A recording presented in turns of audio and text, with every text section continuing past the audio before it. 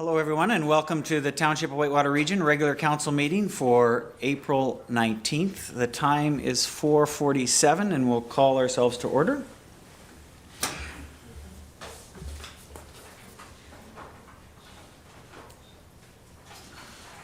Our first item on the agenda is our national anthem. So if you can please rise and face the flag.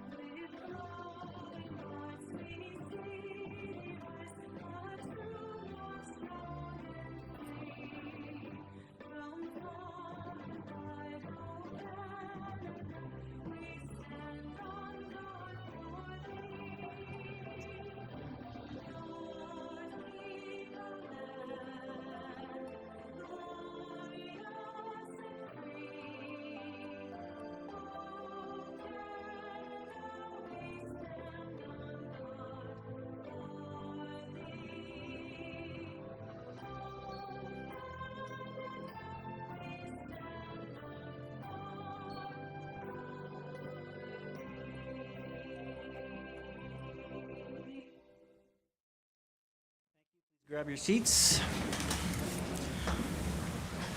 Next item is our land acknowledgement. And as we gather, we would like to acknowledge on behalf of Council and our community that we are meeting on the traditional territory of the Algonquin people. We would like to thank the Algonquin people and express our respect and support for their rich history, and we're extremely grateful for their many and continued displays of friendship. We also thank all the generations of people who have taken care of this land for thousands of years. Next item is our adoption of the agenda. And the recommendation is that the Council of the Township of Whitewater Region approve the April 19th, 2023 agenda. A mover and a seconder, please. Councillor Moore and the Deputy Mayor. And any omissions or errors as noted in the agenda provided?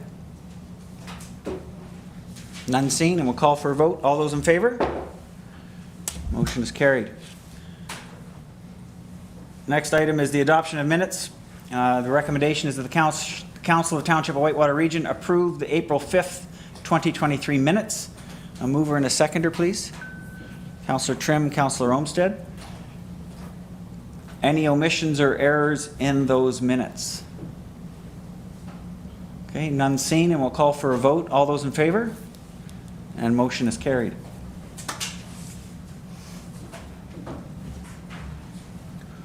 A note, we have a set of minutes that are provided on the agenda. The Committee of Adjustment minutes from January 19th, February 16th, and March 16th are provided for information. Our council lead for this committee is Councillor Joey Trimm. Is there any comments or notes that any member of council or Councillor Trimm want to make with respect to these minutes? None seen. Good, carry on. Next is disclosure of interest. Is there any disclosures that need to be made by members of council tonight with respect to the items on the agenda? Councillor Olmsted. Yeah, I'll disclose on 10.3, former sale materials. Excellent. So that'll have to be noted in writing, and at that point in the agenda, I'll just ask you to step out. Thank you. Thank you. Good. Next, we're on to some presentations. And I'm just going to speak for a second, and then we'll call some folks forward. So April 16th to the 22nd is National Volunteer Week.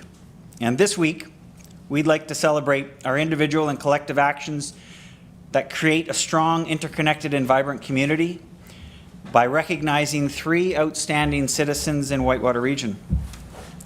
Volunteering weaves us together, strengthens the fabric of our community by the sharing of our time, our talent, and our energy.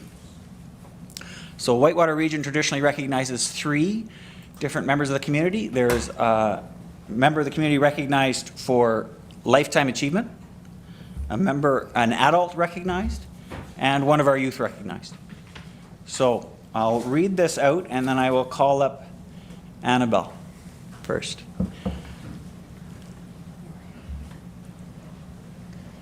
Good. Just 1 second, Annabelle. You hold on right there and we'll call you forward, okay? So Annabelle Springer will receive the Whitewater Region Youth Appreciation, Volunteer Appreciation Award. Just turning 9, she is described as a caring and very helpful young lady. She spends her free time ensuring that her and her family have, amongst other things, a beautifully kept yard. So great work, Annabelle. We'll get you to come forward. We'll do the presentation and... Mayor.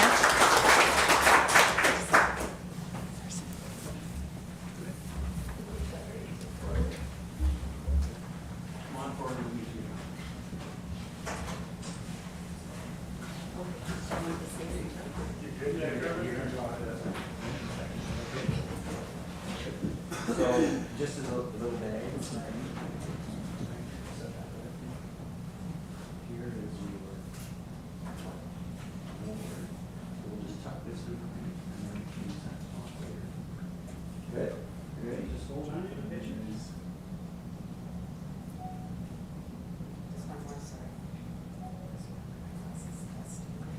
Does grandma, mom, or parents want to come take a picture in a good spot, or? Maureen? Does the nominee want to come up and take a picture as well with the youth?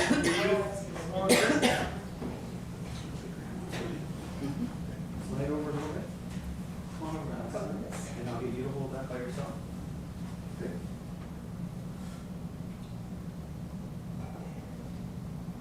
That's good. Great, thank you.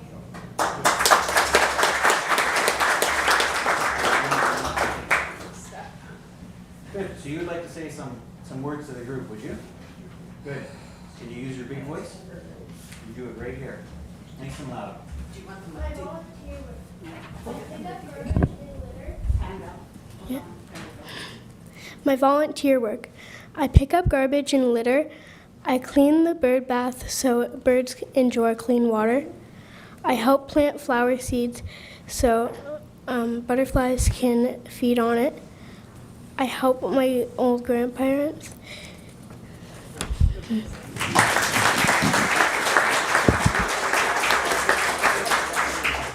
work. Thank you so much. Now you're off to gymnastics.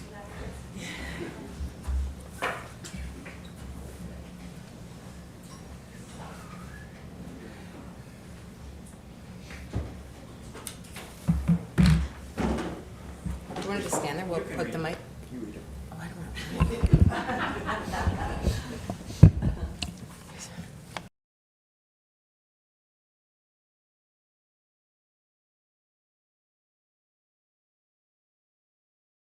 Okay, our next presentation will go to Beth Etchier. Is she here? Oh, there she is. Yeah, okay. So, Beth, we, the Township of Whitewater Region, is pleased to present you with the Whitewater Region Adult Volunteer Appreciation Award. You have been an outstanding contributor to the township through your involvement with numerous community groups and events. Your involvement with the community includes organizing baseball teams, Facebook posts, and helping with the hockey tournaments and the carnival. We would like to thank you very much for your generous contributions to our township.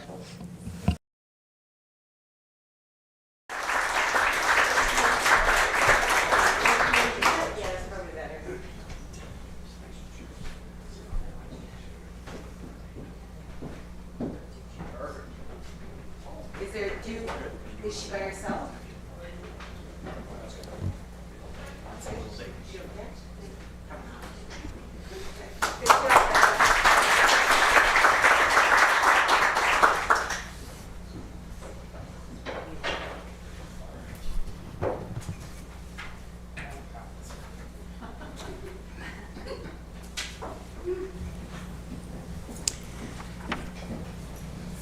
Okay, so last but certainly not least, we would like to welcome Evelyn St. Amour to the front. I hope I said your last name right. That's it? Okay. So the Township of Whitewater Region, I'll wait till you get up here, I'm sorry. Hi, Evelyn. Don't rush, no, take your time.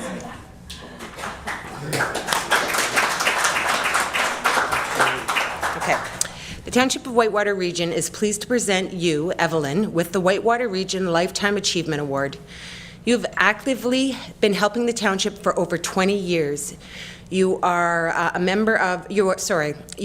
river watcher with the Ottawa River Keepers since 2001. The intent of the group is to provide awareness about the threats that may impact the river's health. You are also an active member on the Whitewater Region Historical Society, being president and past president for over 2 years. For 2 years, 2 years past president, 2 years president. Evelyn organized the rest station in Foresters Falls for the Tour de Whitewater. And in 2013, you became a member of the Muskrat Watershed Council focus group and continued with her membership. Sorry, my glasses are not on and my arms aren't long enough to read it. She's also involved with a small group of members that are interested in making the Westmeath Provincial Park a user-friendly, navigatable park. Thank you for your lifetime achievements.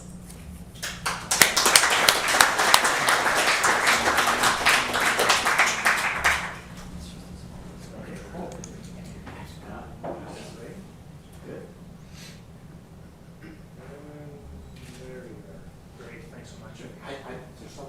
Did you want to come up for a picture as well? You could just hand your camera over here to someone to take a picture with it if you want. Here, I'll take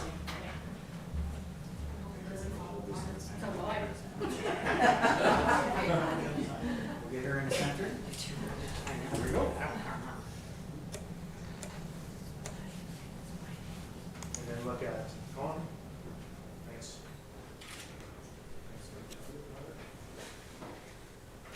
There you go.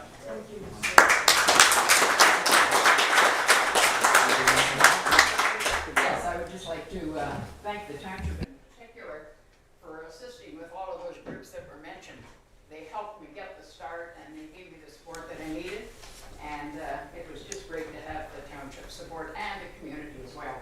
So thank you very much. It made it easier for me.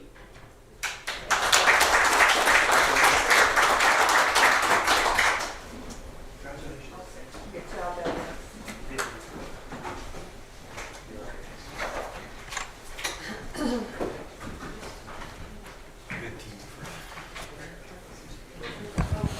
So just while we set up for our next presentation, just a big recognition again for our 3 volunteers that we're recognizing today. There are many, many others in our community that volunteer at all different ages and in all different capacities. And these 3 just this year represent that good part of Whitewater Region. So congratulations again, and thank you. Thank you for coming out. Thank you for those who nominated. Excellent. Our next item on the agenda, there's no holds barred if our volunteers would like to leave. You do not need to sit through anything else if you do not desire to. Excellent. So the next on our agenda tonight is a presentation from Renfrew Detachment OPP, and I think it's Inspector, correct? Inspector Don Ferguson. So Don, the floor is yours.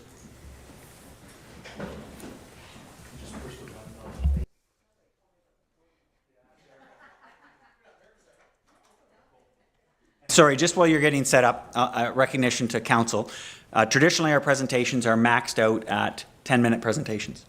However, tonight, with the OPP presentation, it covers a whole year worth of data and some recommendations and insights from the inspector.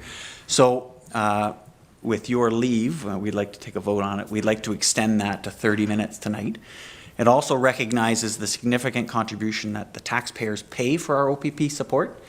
It's upwards of $1 million. It's a significant investment, and I think it warrants the time for council to hear this presentation this evening. So if I can get a mover, thank you, Councillor Tabbitt, to move to go to 30 minutes, seconded by Councillor Trimm, and all those in favor? And it's carried. You're on. Thank you. Thank you. Your Worship, members of council, thank you for having me here. Members of the community, thank you for being here and listening to me, because a lot of it might be confusing, and I talk fast, so if I do happen to talk too fast, somebody just hit me and tell me to slow down, because I will have my presentation wrapped up in about like 10 minutes tops. But I have the ability. This being before council has been on the agenda for myself since 2020 when I took over the seat in Renfrew. Thanks to COVID, we've been delayed just a tad, but it's nice to be here in front of the new members and the entire council. I want to let everybody know who I am, give you a bit of my background, and tell you what we're doing, where I see the vision of the Renfrew Detachment, and maybe try to clear up some misconceptions or give you a little bit more understanding about the billing report, right? The OPP billing model is probably, it's like the Cadbury secret. Like only a few people really truly get it.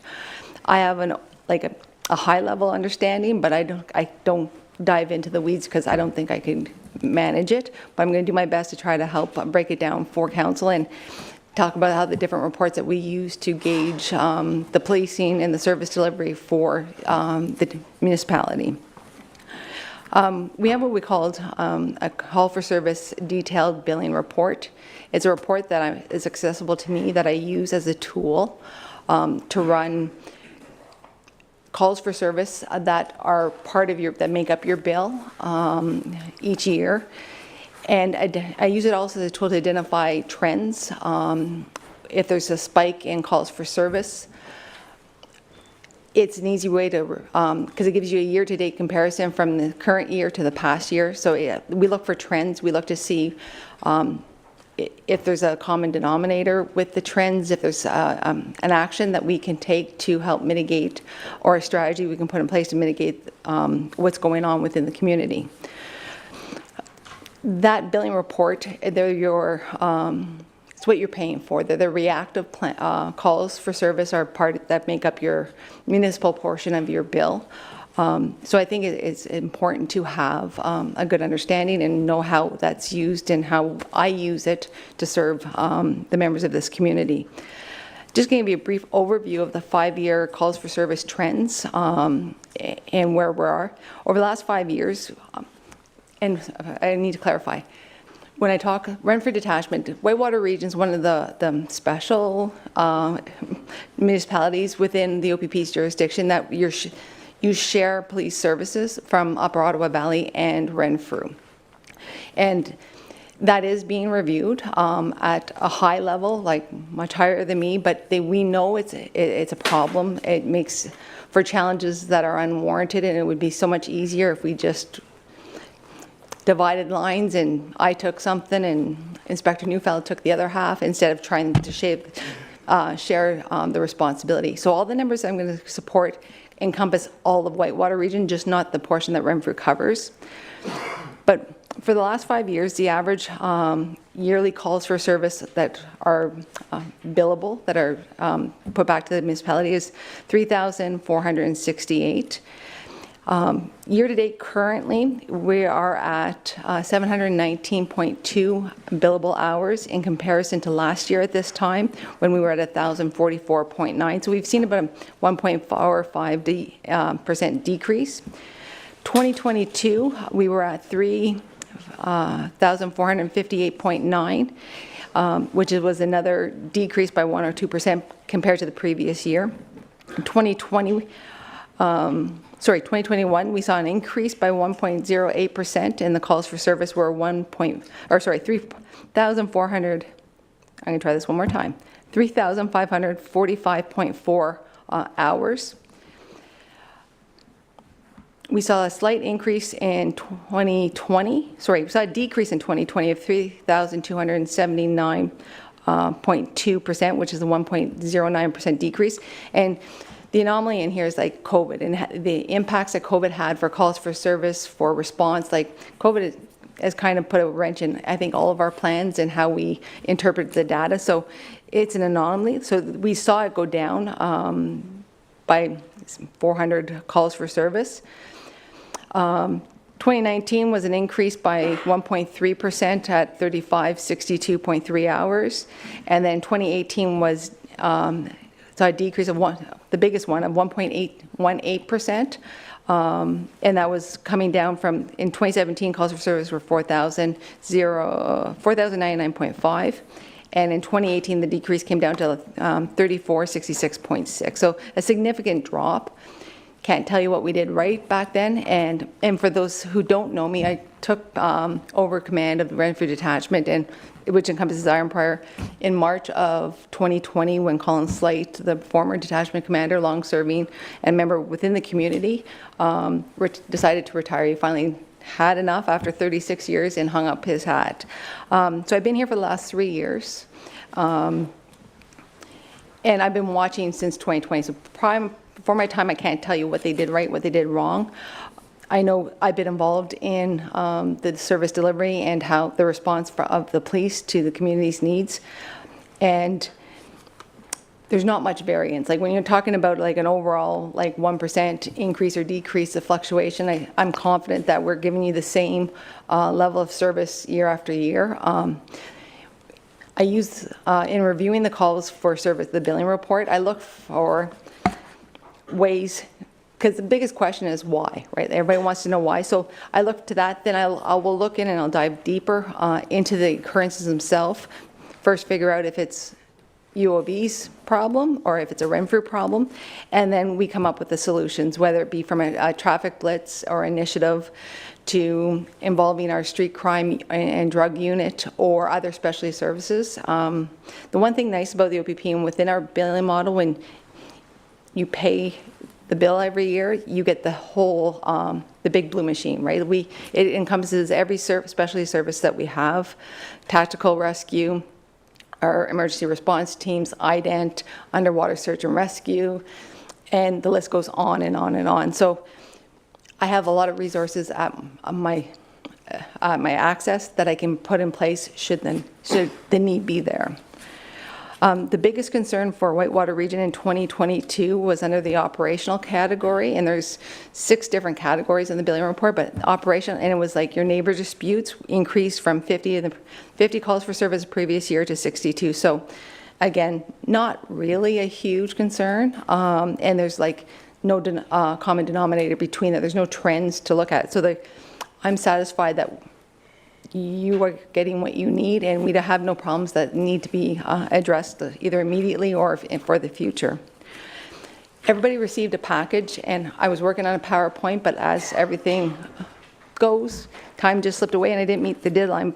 But I've included just some pictures to help maybe explain when we talk about what the billing model contains and what you get for your services and how the money, the cost recovery is dispersed throughout.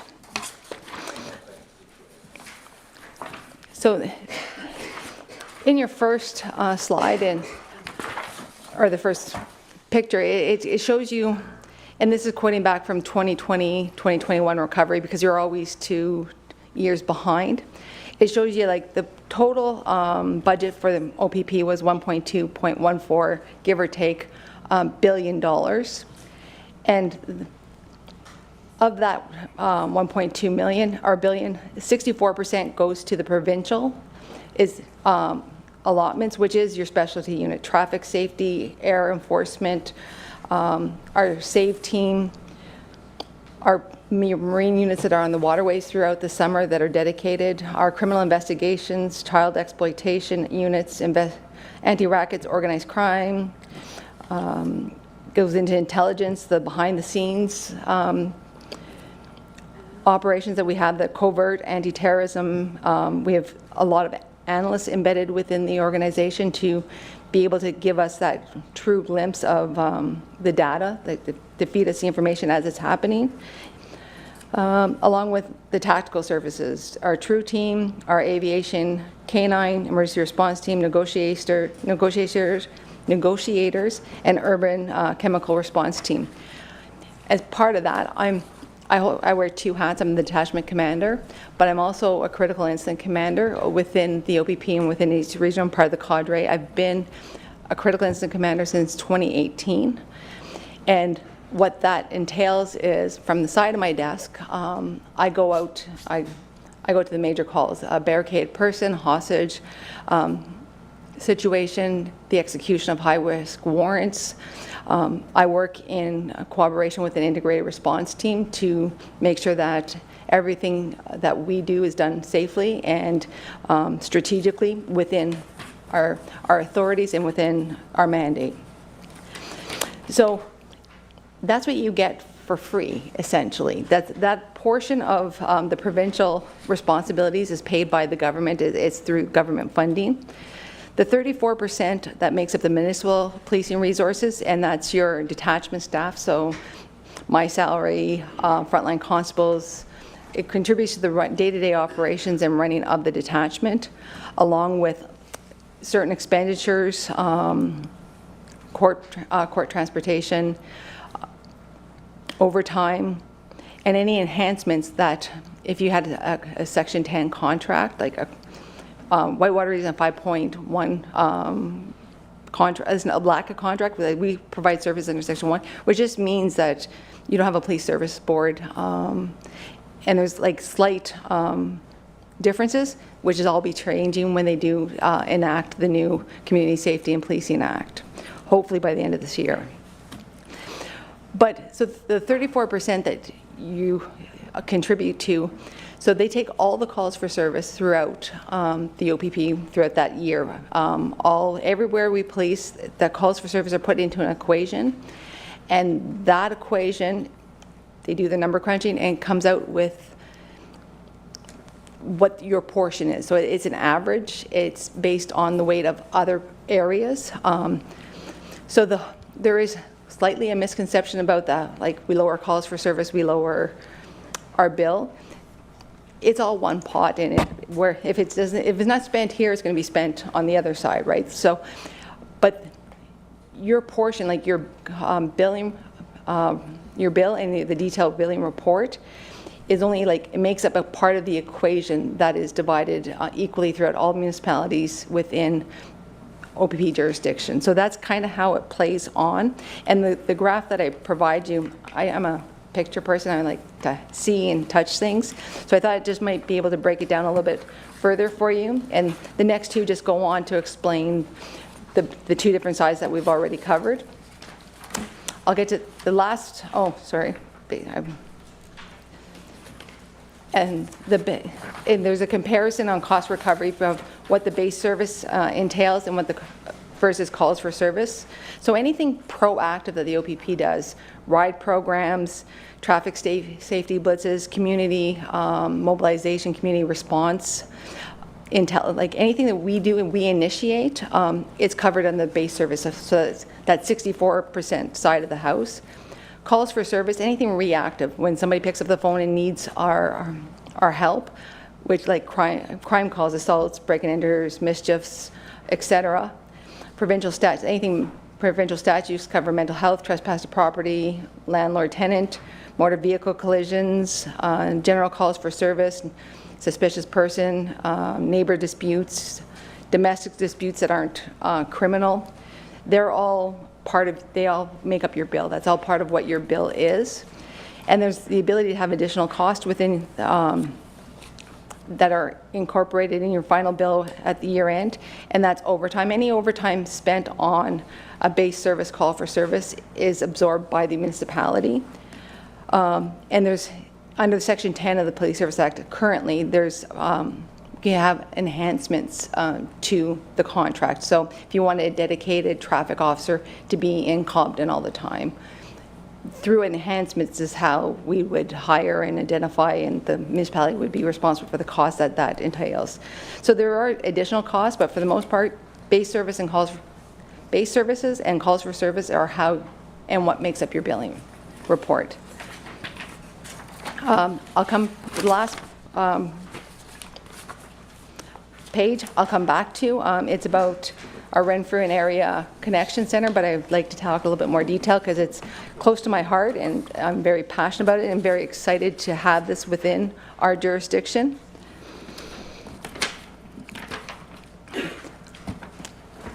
I just need to catch up.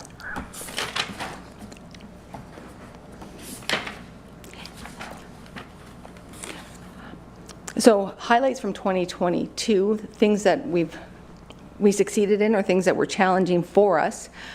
We were able to ascertain and be successful in the grant under the community safety and policing streams, both locally and provincially, of funding. This funding has made it possible to open the Renfrew Area Connection Center, and what the vision is and what we're hoping this will service the community as like a one-stop shop hub for anybody who's in need of assistance.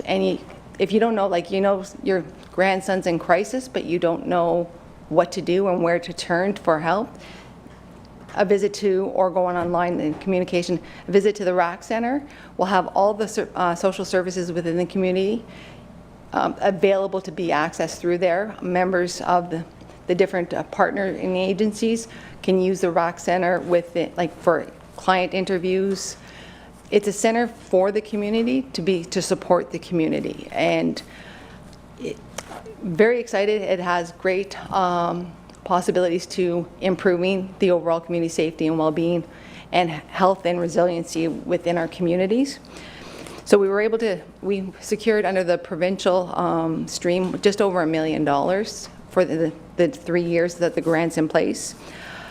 And it was just over $100,000 for the local stream. And the local stream, what we applied for was to rebrand, refresh our current situation table and how they deal with crisis. I've been in 6 detachments in 5 years. Not my fault, it's just the way it worked out. And I've seen and had the ability to see what worked really well and what didn't. And I saw room for improvement and ways that we can better the table and have more assistance for community members and those who are in crisis, and be able to address those at an immediate response. So that was a big thing, big gain, a big liability. I've never been in charge of any of this before, so it's a lot of responsibility, but so exciting. And I feel that it's going to have legs and run, because it's here. And I hope, my vision is to continue to expand and have it be able to be sustainable on its own without funding in future. We've also secured a grant, an enhancement grant to our mental health crisis team. So we were able to get an additional crisis worker to work with an OPP officer dedicated to attending calls and following up with members of the public who are in crisis. So instead of having the police and the perception of the use of force, because us attending might just not be the best way to deal with these. And so we have a crisis team, and we've been in place for 2 years, and we've seen like great success. They are preloading, they're upstreaming the calls for service, they're ahead of it, so before it becomes a problem for the communities or for the person in crisis themselves, they're engaged and they're offering services, and they're helping to identify which services are the best for that person.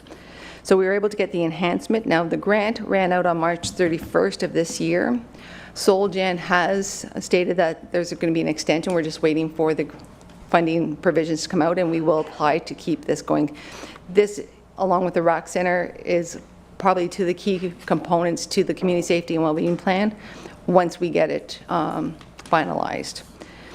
Freedom Convoy was a big thing last February. I personally spent 24 days in a row being involved in Ottawa and deployed. It was a big, not drain, but a big ask on resources. Detachments from throughout the province deployed members. At the end, the request started slow, and then they built at the end. We were close to 500 OPP officers deployed to the city of Ottawa in some fashion. And that doesn't, and we're still managing calls for service and what's happening at home. Locally, we had a few concerns pop up, more so Iron Prior, Renfrew area.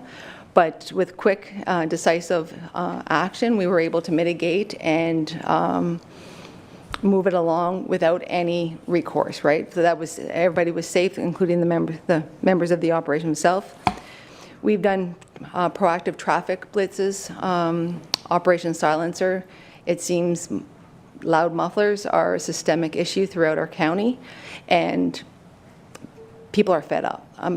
Community members are tired of listening to this, and they seek us to be able to do something for it. So we ran a one-month-long blitz in October, targeting and focusing on loud mufflers, through education and fines, right, where it was deemed, and it was at the officer's discretion. Like, so we were over 100 charges and warnings were issued during the month of October, and we saw a significant decline up until the warm weather in those that concern the issue.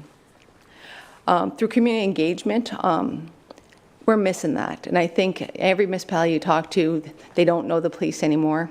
They don't feel like we're part of the community. There's a detachment between the members and the 7 municipalities that we have. So we've engaged our media person, the schools, and municipalities. I've assigned one of my sergeants are responsible and are the liaison for each municipality, just to open up the communication should there be a concern coming up, so we don't have to wait for a formal meeting. We can get that information, we can start working towards a resolution quicker, and it gets the members, you get to know a member, you have a point of contact, and they get to know you guys, right? It forces them to attend and make that connection. We've also done the same thing within the schools, assigning like an adopt-a school, just for officers, like to walk through, to play some hoops at lunchtime with the grade 9 students, just to bring down the barriers, bring down that perception of what police are, and to put a human connection to it. And so that was late in 2022 that we implemented that, and it appears to be working, right? It's been well received at Detachment. I believe municipalities find it very useful to have that go to the contact person. And I'm looking just to build on this going into 2023. Recruitment for the OPP and police forces throughout North America are at our challenge. We can't recruit people. We can't, not enough viable candidates are applying. We have classes of 135 being sent to OPC, or we have seats, and we're not filling them. We're 30, 40 seats are going unfilled each class, which is a first for the OPP. So we are looking for new ways, innovative ways to reach out, to build interest, and to get the word out for, like, if you've ever been interested, now's the time to put an application in. And we're doing things locally. Last October, we held an in-house open house that gave you kind of a view of our specialty services, along with what you need for the recruitment process. So support and through the municipalities, if we can do something locally to help create that awareness and to build interest, we'd love to work with you. Staffing, since I've arrived, we've been consistent in high 70s to 80% frontline availabilities. So what that equates to is like boots on the ground. People who are like you, when 911 is called, they're there to answer it. So other detachments aren't as fortunate. Some of our detachments are below 50 right now, part and parcel due to illness, and then the recruiting issues on top of that is making some detachments be in crisis. We've been steady around the high 70, like 78, 79 since 2020. I'm working really hard to keep it that way.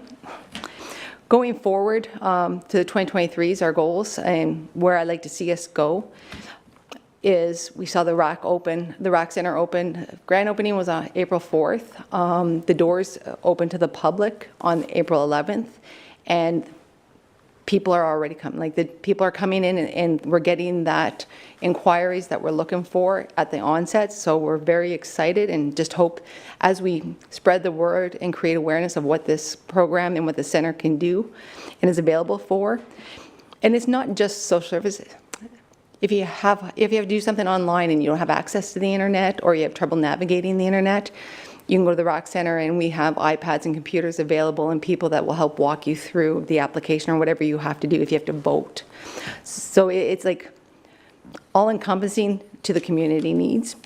But during the first week, we saw 2 on the first day, but as the week continued on, it continued 5, 6, and on the Friday of the first week, we saw 13 people come in seeking services. Okay, so we know it hasn't flopped yet, so that's a big deal. We're going to continue to look for opportunities through grant applications that we can maximize our service within the community, our abilities. We're waiting for the new mental health and crisis response team that grant to come out, and as soon as we will be applying for as much money as we can get, because it's a force multiplier when we're dealing with people in crisis. They're the people that you want at your door when you need them. I'd like to continue to do more of these events, speaking to councils, becoming the face of the Renfrew OBP.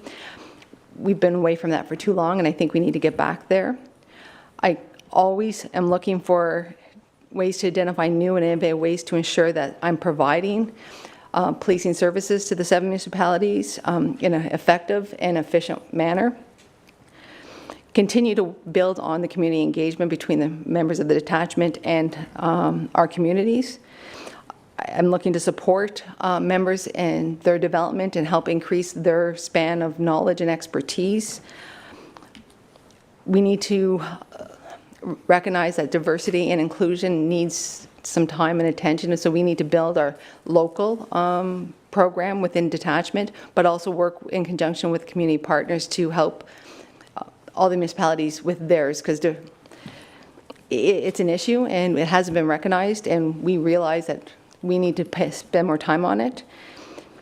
And professionally, I look to keep expanding my leadership abilities through continued education and deliver like a understanding, compassionate leadership to the members of the detachment to support them in. They have the hard job. This is easy compared to answering that 911 call in the middle of the night. So I'm working to give them everything that they need to do their job fully and effectively. So the last page of it is it's information about the RAC Center. There's a QR code that if you scan it with your phone, it'll bring you to the website for the RAC Center. You can email, like the email link for inquiries. It gives detail about programs, things that are in-house programs that are going to be offered. It'll all be there with them and on that website. And the two websites between the situation table and the RAC Center talk to one another. They're linked together, so we have a way to cover a greater area. So feel free to share it. I can get cards and we'll drop them off to the municipality to give out to members. Use it. It's for you guys. It's for the community. We want it to help however it can. We're open to suggestions on how to improve it based on what your needs are. But check it out. It's at 161 Raglan Street in Renfrew. But it's open to the municipalities of Renfrew County. And barring any questions from council or the community, that's my presentation. Thank you so much, Inspector Ferguson. Thank you. What I'll do is I'll save my comments for last, but I'll open it up to council if there's any comments or questions that members of council want to make. Councillor Olmsted. Yeah, thanks very much. You were more than 10 minutes, but under 30, I think. So you. I said 20. You'd be I said I commended. had the ability to do 10, but I was aiming for 20. Want to commend you for the RAC Center initiative. And as you were speaking earlier on, I went on that QR code and had a look, and I'm blown away by the number of associations or services provided on that site. So just for the members, I think I counted 34 different associations, mental health services in Renfrew County, victim services in Renfrew County, family children services, Ontario Probation, Renfrew County District Food Bank, Ontario Works, On Track, like it's all there. So I know something that meet the needs of the community, we try to incorporate it. And just disclaimer, I'm very passionate. Constable Tina Hunt was the person who put all the concept into words on the grant, and she was our grant writer, so it was thanks to her that we were successful. And we're trying to navigate this whole budget. Right, and I know that I think one of the pillars for our health and well-being plan was to kind of coordinate and centralize information to one area. And I think of our seniors going through the flood, just looking where to find information, and it was just a nightmare to find anywhere to find information. Bernadette McCann House, community housing, it's all in that one spot. If it's not there and we can find it, we'll find it for you. Yeah, Like the so whole purpose, and it has a permanent administrator, coordinator within the hub that works. We have varying hours to meet community needs, sometimes some after hours.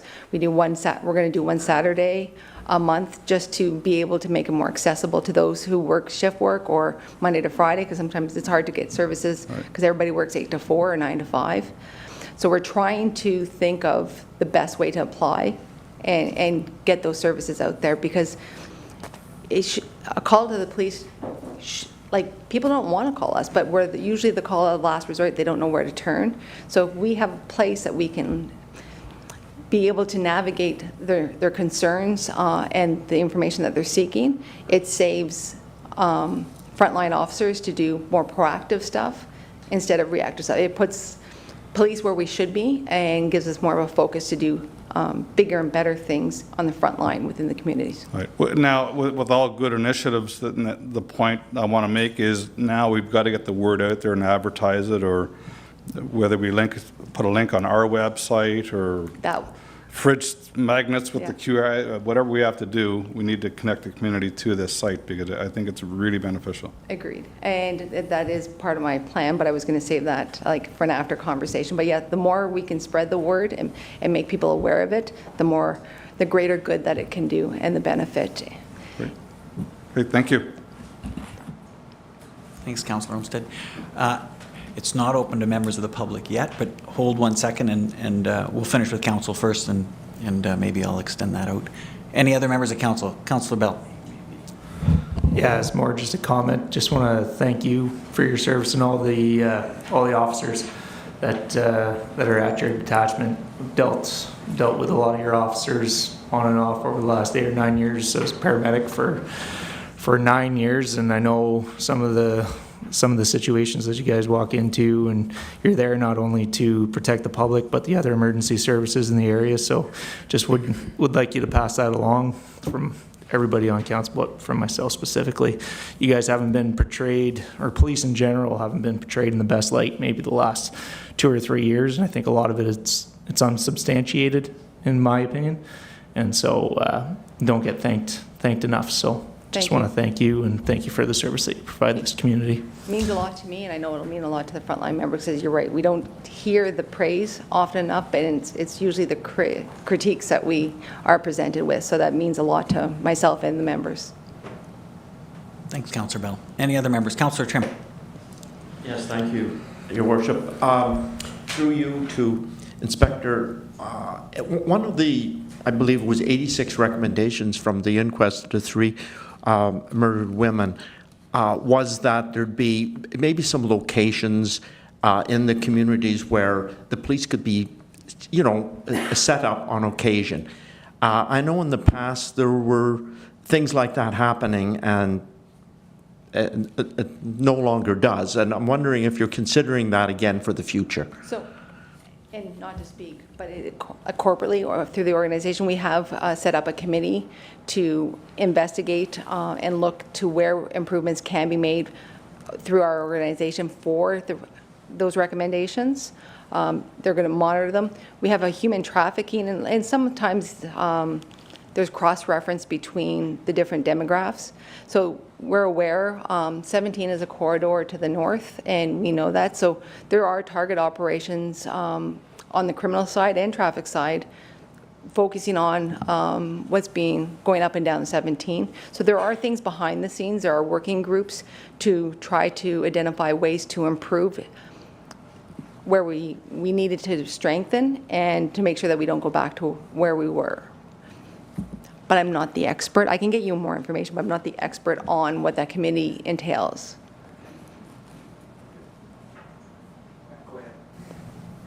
Yes, one last one. About recruitment, I know that you're looking for the very best recruits, very well educated.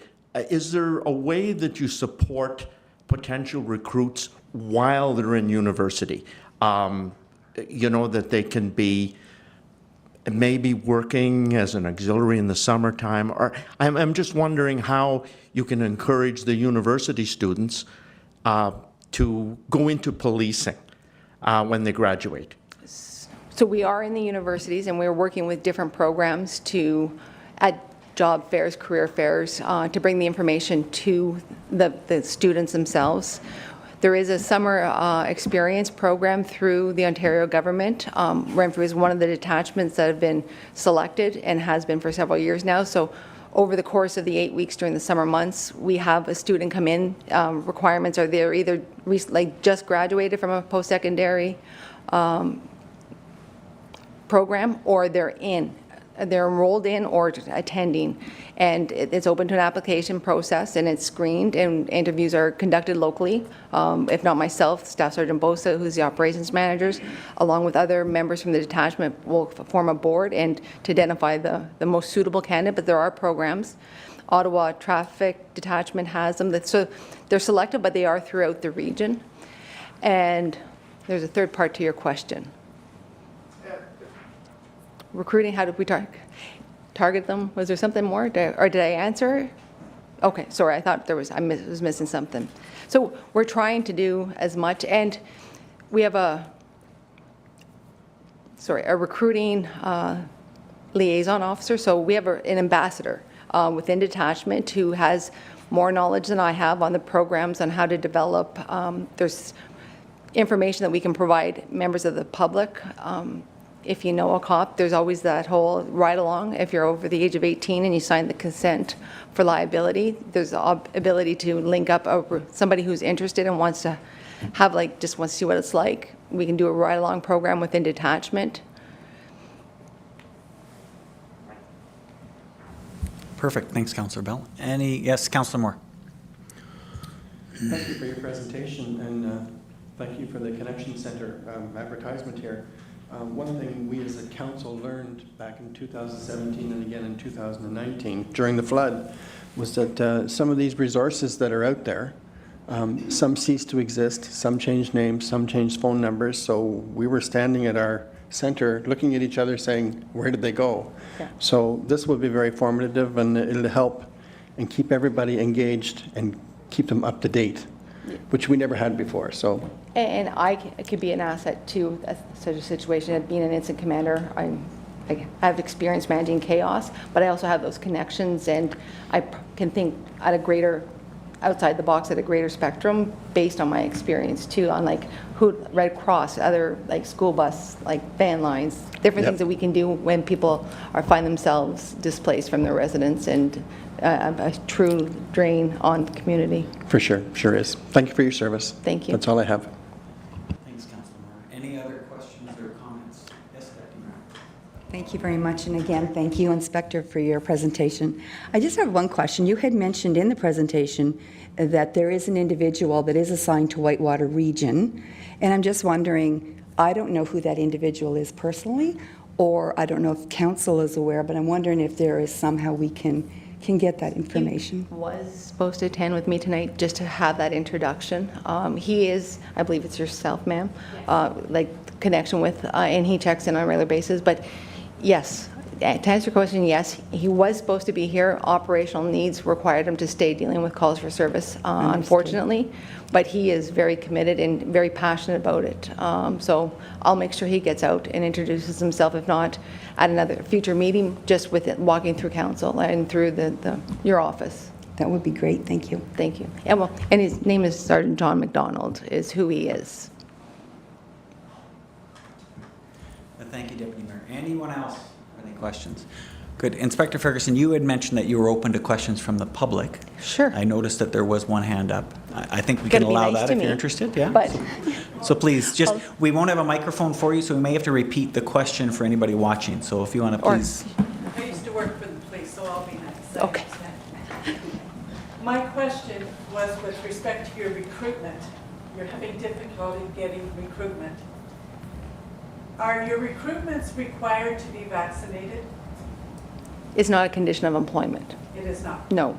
And most of those mandates have been put to rest now that we're essentially out of the pandemic. Okay, They're that was one of the... They are required to be vaccinated, like Hep B and Hep C, vaccinated against hepatitis.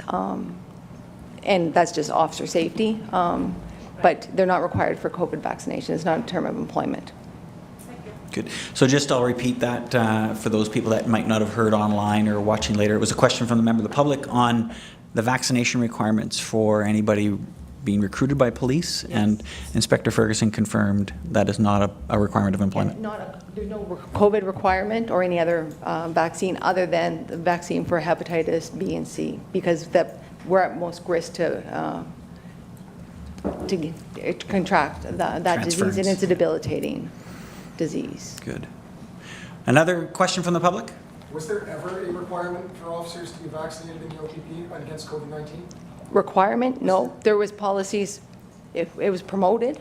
It was best practice, but we respected the rights of officers to choose not to be, and we just put safeguards in place with testing and when they're in the workplace, and symptoms and guidelines, like if you were to experience what we're going to do, like how long we're going to keep you out of the workplace because of until you're past that 14 days. And then we've changed and we've modified as new information and we learned more about the pandemic and the disease, but it was never, nobody was sent home because they weren't. So then what I understand you're saying is that while the rest of the residents of Ontario were forced to put an experimental medical procedure in their bodies to keep... Okay, just, sorry. Unfortunately... None of the police officers were. Is that correct? I can't comment on the rest of the province and the implications that the government set out in the provisions and the requirements. I can only speak to in-house how our response to the pandemic was. So while you were okay, so just Inspector Ferguson. COVID laws against the population, none of your officers were required to be vaccinated. That's good to know. Thank you. Okay, what we're going to do at this point, thank you, and I appreciate you opening yourselves up to questions, and members of the public, they can feel free to contact you and ask additional questions at any time, but we appreciate the time you've taken to come to the township and rekindle that relationship so that we can continue to offer these kind of services to our public. I just wanted to articulate, it's important for us to maintain this relationship. We spend a lot of money, taxpayer money, on police services, and it's important for that relationship to continue. I'm specifically interested in the community engagement. The RAC Center, I got a chance to see that and visit it at the open house, and the number of different agencies present and available to the public is incredible. And I think from a township perspective, it's a way for us to be able to relay that information on to concerned citizens. And the last thing I just would articulate is emergency management. You know, right now we're just beginning another flood season, and expected to be worse than the 2019. So it's a significant risk right now, and this kind of relationship building will ensure that our public has access to the police resources when it's needed. So. Absolutely. In fact, we're starting to reach out to municipalities to see what your emergency plans are with regard to flooding and how we can contribute and facilitate the needs should it be required. That's perfect, and we have those contacts. So if Sergeant, I want to say Thompson? McDonald, Sergeant Thompson has an opportunity if he can pass by, and we'll make those. Sergeant McDonald. Sergeant McDonald. Yeah. What about that? Yeah, he said it again. So, that's okay. If he can stop by, we'll make those acquaintances and Absolutely, appreciate and that. I'll work with Ivan to find out best timings that he can make that appearance. Excellent. Thank you so much for your time. Thank you. Thanks for your time. Thanks for giving me this opportunity, and thanks for your questions. Good. Thank you.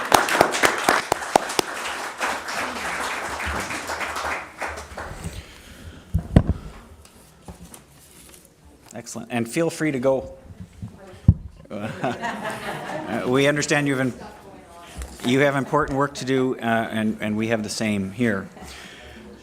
Excellent. Next item on our agenda is a public meeting. Tonight we have an official plan amendment, number 34, that's before us.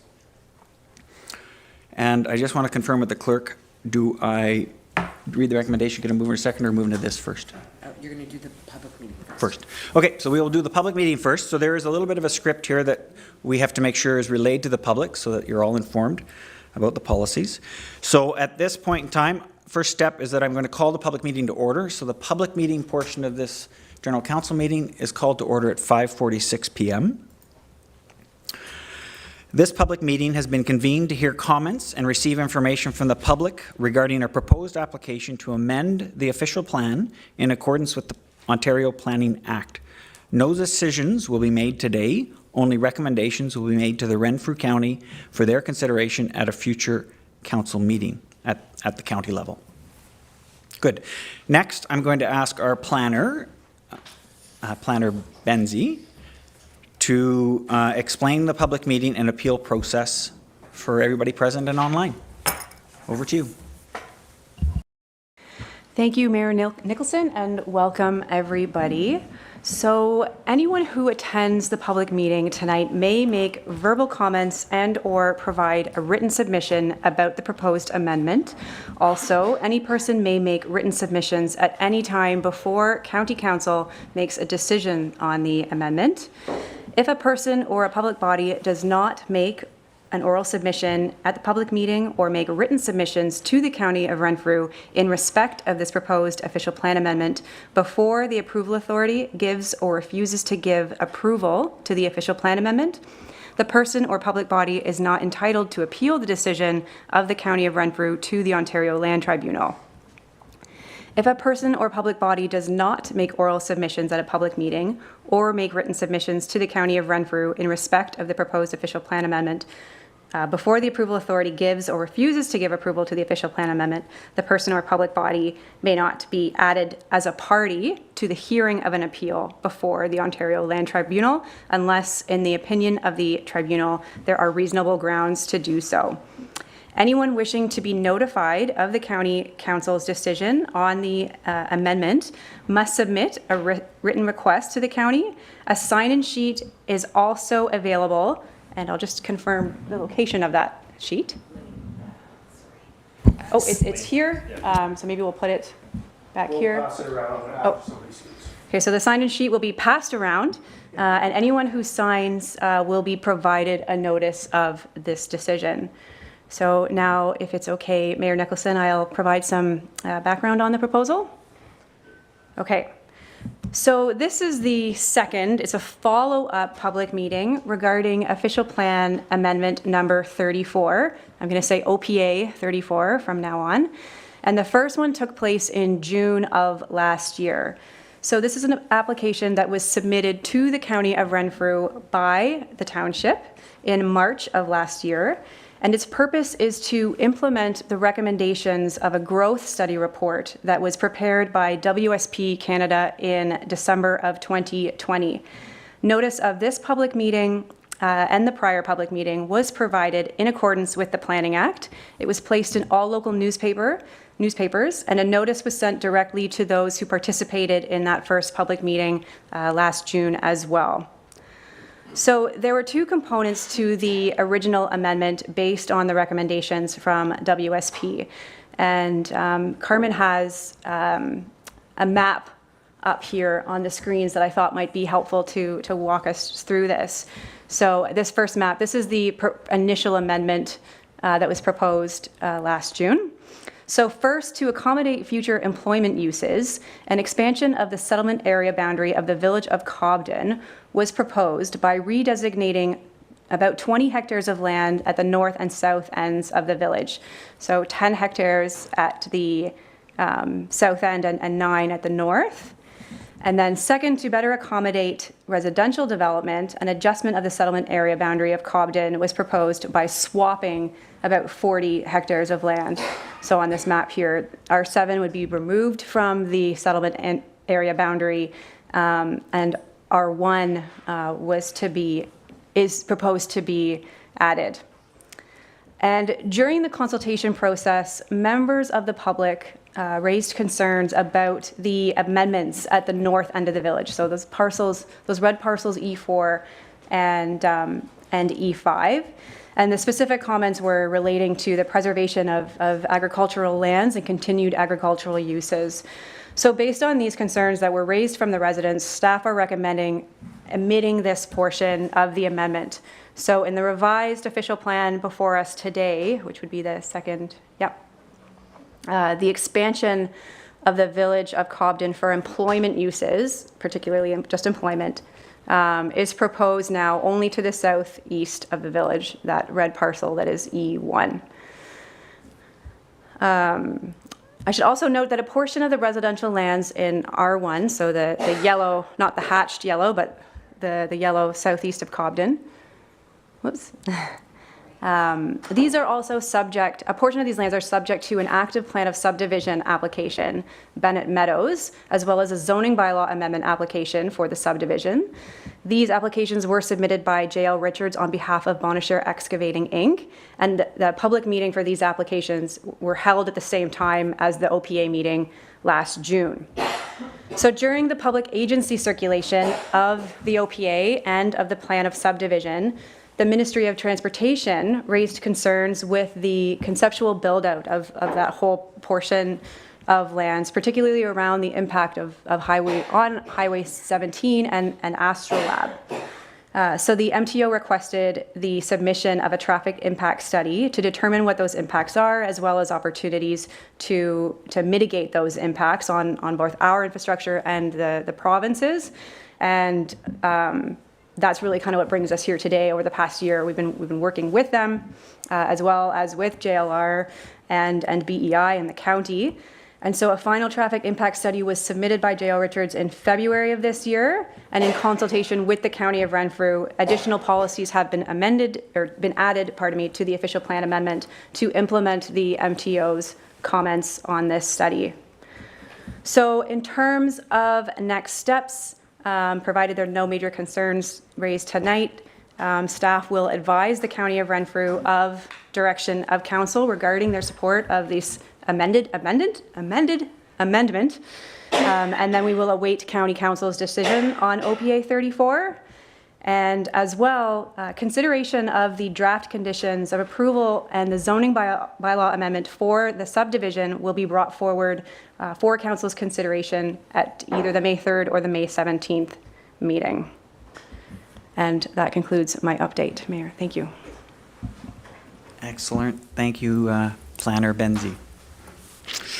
Good. Next step in our public meeting process here is an offer to the members of the public who wish to provide comment relating to the proposed application.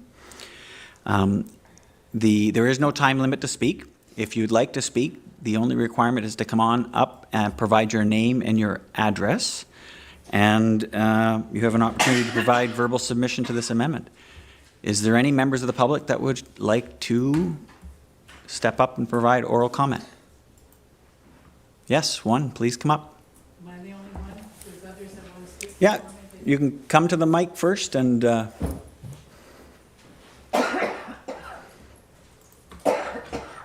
so sorry, 2 seconds, is the mic on? The green light is on. Thank you. Most of you know who I am, but for those who don't, my name is Donna Burns. I'm a resident here in Whitewater Township.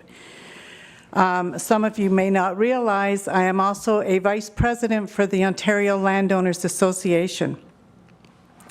And what you probably don't realize as well, the Ontario landowners were granted intervenor status by the Supreme Court of Canada. It was based on our research and material that we have shared on property rights. That's the kind of recognition we have now received. You don't get that lightly. So I want you to appreciate the fact that when I try to share information with you, it's coming out of the legislation. We don't make it up.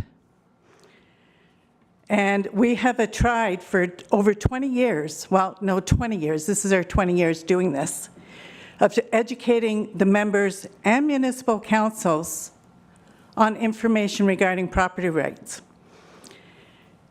Lawyers are now starting to come to us, as well as provincial politicians, looking for some of our information. I think this is a result of COVID. Things have opened up with COVID, and they're starting to recognize that maybe things haven't been relayed to them as it should have been.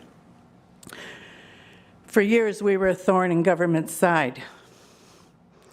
So this is where we're at today. We're volunteers. We don't get paid to do what we do. We do this because we are concerned about property rights, not for just ourselves, but for everybody, including staff, including councillors, everybody. And we're all at risk of losing them because some of the decisions that are being made because nobody's reading the legislation. Now, the one thing I want to address right off the bat is these public meetings municipal councils hold for the benefit of the public. Your timing of them sucks because they're for the public. And when you hold a public meeting at a supper hour or when people are traveling for work, that sends a very strong message to the public. You don't want them there. That's got to change if you want trust and cooperation. The same with your location. You need to have a location that's large enough for the public, for numbers of the public to come. We're full here. You're scrambling to find seats for some. There could have been more, but because of this timing tonight, that's probably why there aren't more here. It's not because they're not interested. It's because of the timing. So we have to start to work together and cooperate with each other to develop a communication and a trust. Just like the police officer and Inspector Ferguson was saying, they need to build up a communication. So do you. So do we. So we have to work together. Now, on this official plan, right off the bat, I notice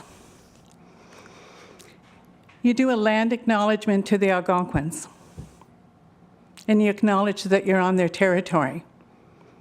If you actually did the research, we have treaties for this area. It's treaty number 27 and 27 and a half. They were signed. I have a copy of them. I'd be glad to share them with you, but it includes Ross Township, it includes Pembroke Township, it includes Admaston Bromley. There are treaties. So because you're not researching the information and you're taking what you're being told, you are putting information out there that's not necessarily true. And I've read the agreement in principle where it states in that agreement in principle where when it comes to land transfers, and this goes with the official plans, you're talking about, in it, it is written that the county isn't going to give, the Crown isn't going to give up any of their land. Everything stays as is. It also says that private property owners, or private property will not be expropriated. But what's interesting is when you're talking about transferring 117,000 acres, where's that land going to be transferred from? Who's it going to be taken from? It's Interrupt, Ms. Power. But, well, this will speak to the official plan, so you see where I'm going. But I have to show you this. And I love the opportunity for us to be able to share information and build that relationship with your organization. I just want to make sure we have room and time for anybody else to speak. So, excuse me. I appreciate the situation. I am not limiting her. I'm asking questions. There may be a better opportunity for us to engage and talk about some of the other issues. If you can keep it specific to this OPA, we're more than welcome. To that point. Thank you so much. For you to understand what I'm saying, you've got to have a little bit of background. So what I'm saying basically is you make bylaws on everything you do. But you have to, your job as a councillor is to, you're the lawmakers. You have to read all the acts in order to make those bylaws. You have a bylaw. Whitewater is one of 7 municipalities right now in this county that has an outdoor burning bylaw that's unlawful. This bylaw was created in recreated in 2020, and you look to the regulations that were removed in 2014. This is... You can provide that feedback to us, and there's ample opportunity for you to provide comments on other bylaws and other issues that are going on in the municipality. I'm only speaking to that one because that's the only one I've looked at. But the point is these official plans, when you're making these official plans and you're adopting plans, you better know what you're adopting, because that particular burning bylaw has fines to the property owners, where you're going after the property owners if they don't comply to that bylaw that's not lawful in the first place. Now, on this official plan and these lands here, which you don't realize, private land has been granted through the Crown. The Crown letters patent. You don't have authority on that land. So when you talk about last June, I was at that meeting last June, and the meeting was presented at that time to the public that you wanted to plan for some land for the settlement area. Under the Planning Act, Section 25, it says you have to acquire that land. But you had it on your maps, you had that northern part there, and the property owners were not aware. They had never been approached. The land had never been dedicated to this municipality for you to plan for it in the first place. This land, this spot here, this red spot, has that now been acquired? You're not going to answer me? You have to acquire it, following the Planning Act, Section 25, read it. You have to acquire it in doing an official plan. Now, I'm not against development whatsoever, but you got to read the legislation. You as the councillors are the lawmakers. You got to make sure you approve bylaws that are lawful. You got to work with the public. We would like to have public meetings at locations where we can all ask questions. We would like public meetings where it's transparent, that you can talk back and forth. You, like Alex, sorry. She did, thank you for doing that, because I was at the county meeting and they didn't even bother to explain to the members of what that public meeting was about last Tuesday. So thank you, because at least you did that much. But that's what needs to be done, and the people need to be able to feel free to talk to you, all of you, not just staff, and get some answers to their questions. And the other people need to hear the questions and the answers back so that they learn something. So that's what I would like to speak about. I think that's all I have planned here.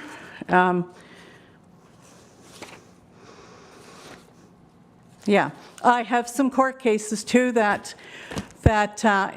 I will address to you maybe at another time when you're in the mood to hear about it, but these are court cases where municipalities have been charged because they've overstepped their authority in taking property from private property owners. So I'll share those with you at another time, but this is what I wanted to bring to your attention again, that you have to, we want public meetings at a time that's convenient for the public, and we want them at locations where you can house the public, a sufficient number of them. And we would like to see a better working relationship between ourselves and you, so that we are out to protect each other's properties. As you know, I'm sure you're well aware, there's an agenda out there. It's not a conspiracy where they're trying to remove property ownership from the people. These two bills, 109 and 23, that Doug Ford created, I'm sure he created it not to help, not for the housing shortage, for the Canadian citizens. It's because of the immigrants, the asylum seekers that are coming in right now. And that's putting the pressure on the municipalities now to expand their boundaries. We can take that as another agenda item on another time. Okay, it's clear. I'm more than willing to meet. I'd love to share, and we've had long conversations before, and I have no problem continuing that, so thank you. I want honest conversations where you're sincere and you're going to work with us. That's all I ask. We are trying to be that way with you. We expect the same respect in return. Absolutely. Okay, thanks. Thank you so much.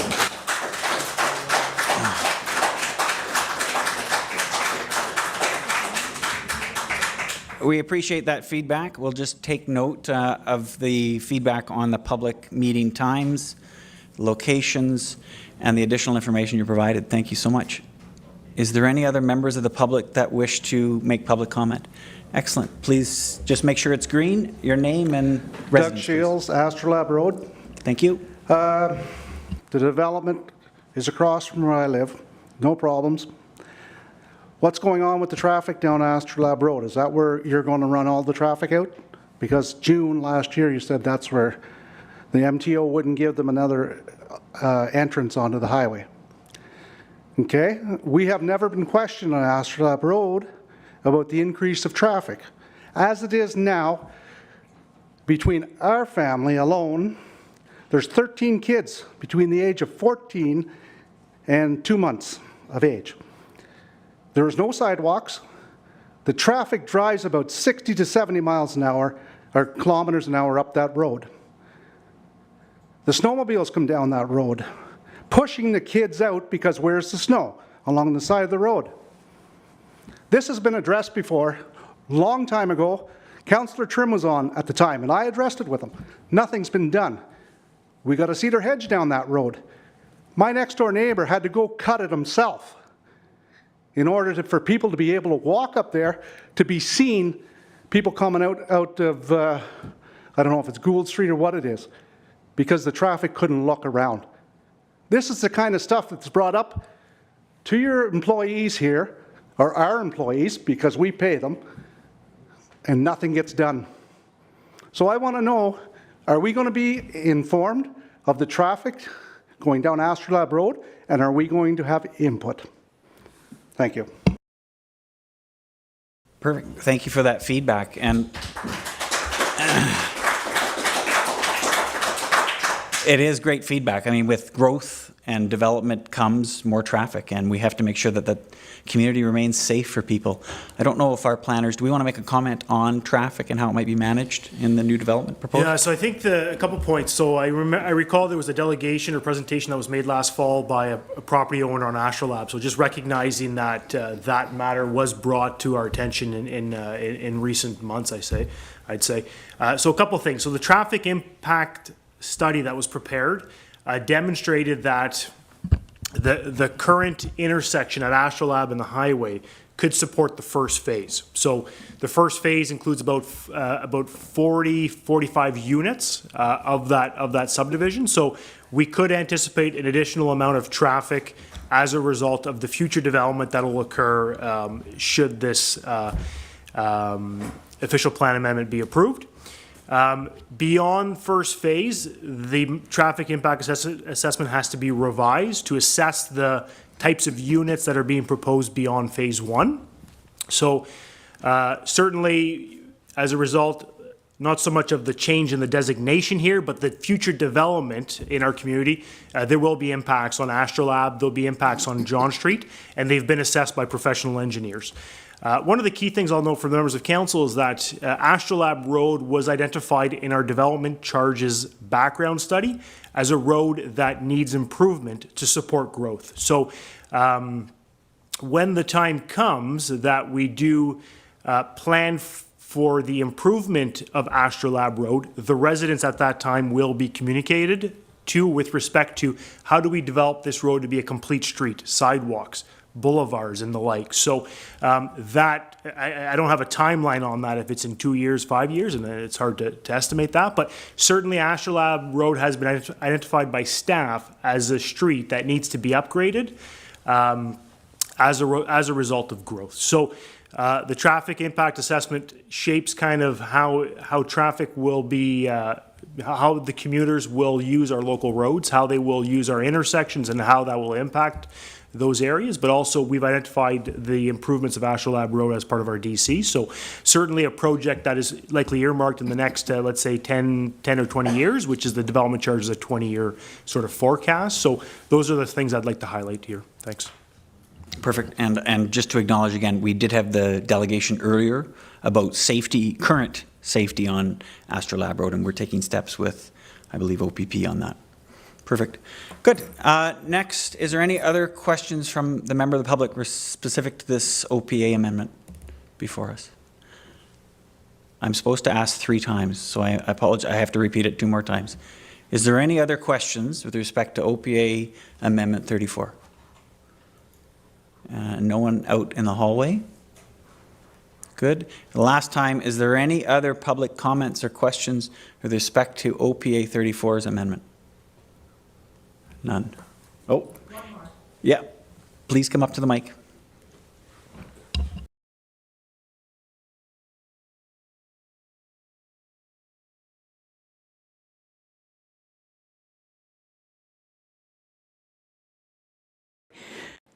Did you hear me? Was this land acquired yet? No, in fact, the property that is up for question as a result of this proposed amendment is not held or owned by the municipality. It's privately held at the present time. And unfortunately, Bruce Howard, the manager of planning at the County of Renfrew. So the official plan is a document that is adopted at the county level. The council's role in the amendment is to support it. We are not approving it at this time. It goes up to the county, their committee reviews it, and their county council are in fact the approval authority. So I know back in June when it was first presented to the previous council, Bruce did speak to the official plan, and when they reviewed the official plan in recent years, they've gotten legal opinions, and I think they may have worked with Mrs. Burns with respect to that. So we certainly haven't acquired the land. We will not be acquiring the land.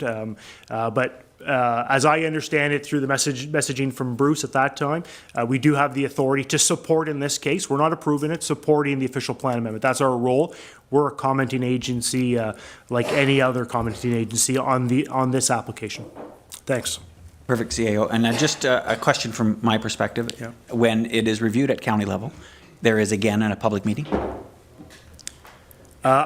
No. As I understand it, the public can attend the meetings because they are open to the public, but what the county do is they host the public meeting in the community where the official plan amendment applies. So we record the comments made today, and we'll publish a document for the county in a part of a package as subsequent to the council's decision here. Perfect. Thanks. Thank you. I will repeat a 4th time just to make sure there isn't another question. Is there any other questions? Yes, please come up to the mic, introduce yourself and your residency, please. Hi, my name is Lori Briscoe. I live on the highway, just going out of town here. So I'm just wanting to, first of all, I want to thank Donna and thank Doug for your comments tonight. I'm in completely support where you're coming from, both of you.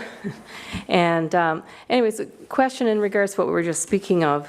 So the township has not acquired that property. And what Donna was saying was that they have to acquire it before they can make changes, is what I'm understanding, to the rezoning. Cannot plan for something you do not. Okay, can't plan or so that I would think that would include rezoning. So I'm not sure quite how that, can somebody make that a little bit more transparent, how that is going to take place then? How does the county make those plans, future plans, whether they're 5 years or 10 years or 20 years down the road, if they haven't acquired it? If that's actually a law, how is that happening? And also, you were saying that there's public can attend the meeting. Is that made to public knowledge when that meeting's taking place so that people can attend it? Okay, good. So CAO, can you try to respond to those two, please? So I think just to thank you for the questions. Sir. Yeah. So to your last question, the advertisement for the public meeting is this one.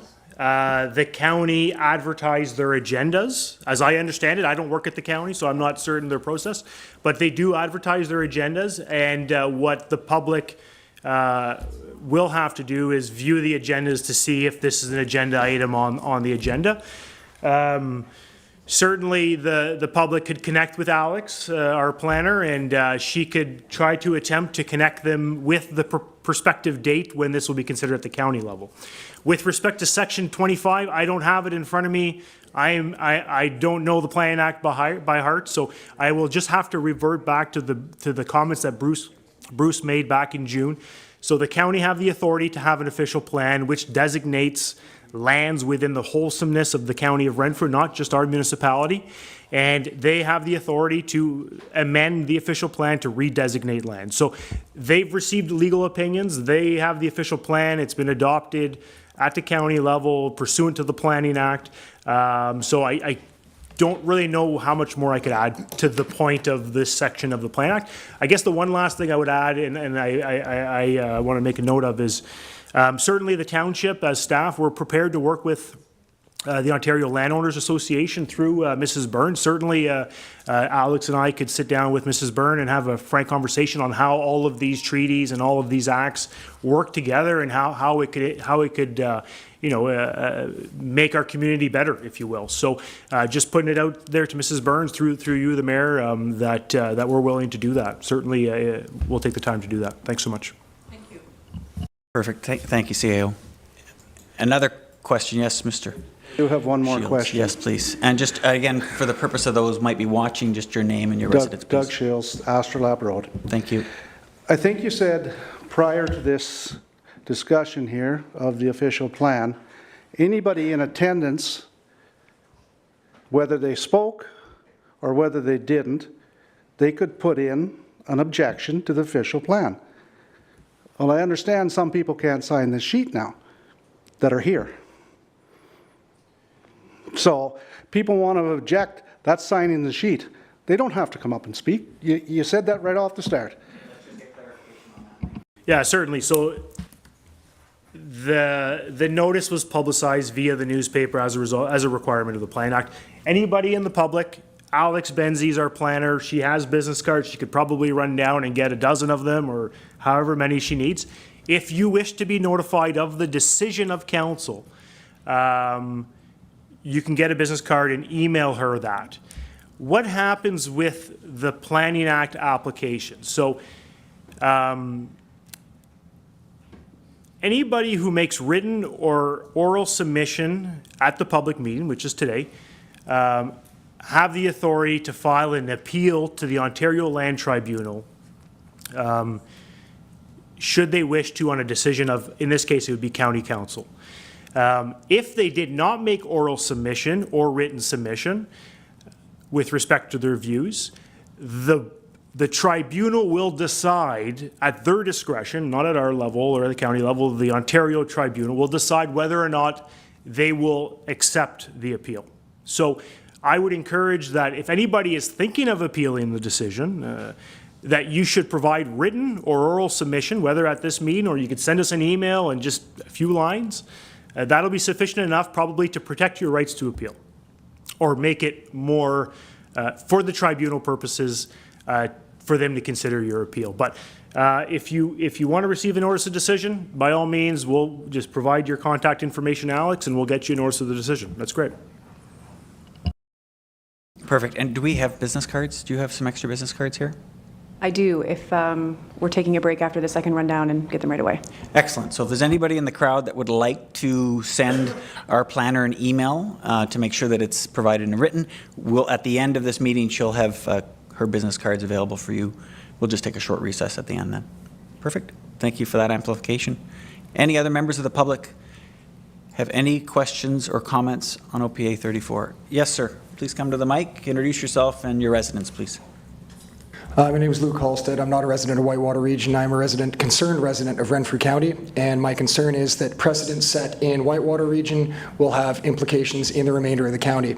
I want to support I want to show my support for the property rights of all the people in Canada and Renfrew County and Whitewater Region, and stand against any attempts by government to minimize or trample on those property rights.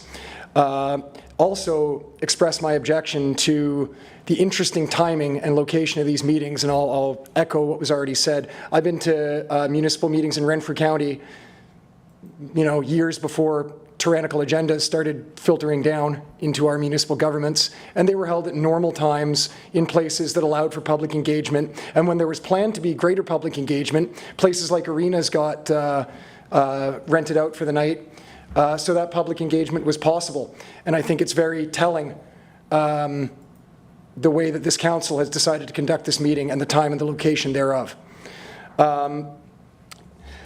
So next thing I have to say is more informational to the people sitting in those chairs.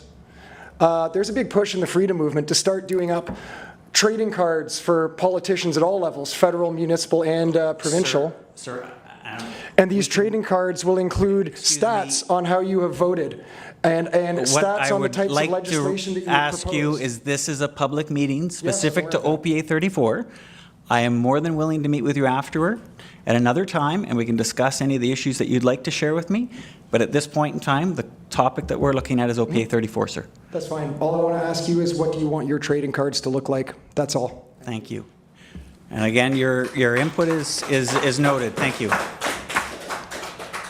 Good. I'll ask again. Is there any other public input or questions related to OPA 34? And none seen. We will move on to the next item. I'm going to finish the 7 steps here. Good. If there's anybody that has written submission and would like to provide that, the email will be provided at the end, or you can drop it off today if you have it with you. I'm going to ask our planner, Benzie, if there's any written submissions that have been provided to date prior to the meeting. Thank you. None have been received or provided to me, and I did confirm with Bruce Howarth at the county prior to this meeting if he had received any, and no, he had not. Excellent. Thank you. Good. And anyone who would like to receive further notice, the list that will be provided, you just have to add to your name and you will be provided notice of the decision made at Renfrew County.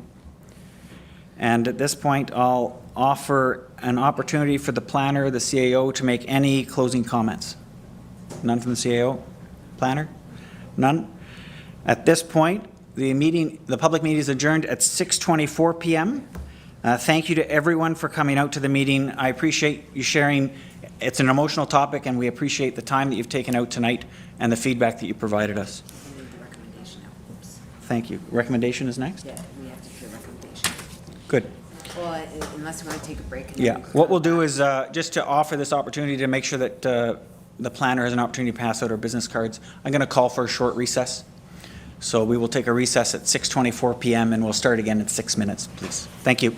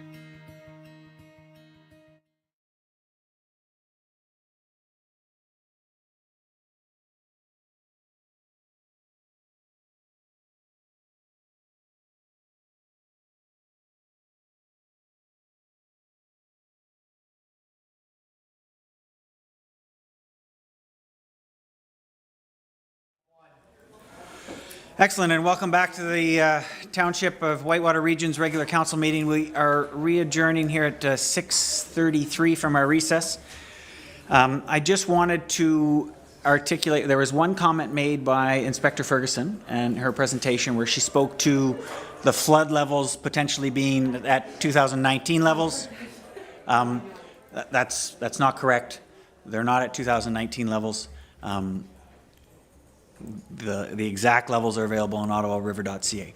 Okay, but we are not at the 2019 levels. Excellent. Okay, so next we're going to go finish off the end of this public meeting portion. The recommendation before us is that the Council of the Township of Whitewater Region support the official plan amendment number 34 to expand and adjust a settlement area of the Township of Whitewater Region, being the village of Cobden. Yeah, it is open. Yeah. Can I get a mover and a seconder, please? Moved by Councillor Olmsted, seconded by Councillor Bell. Is there any discussion or question by members of council?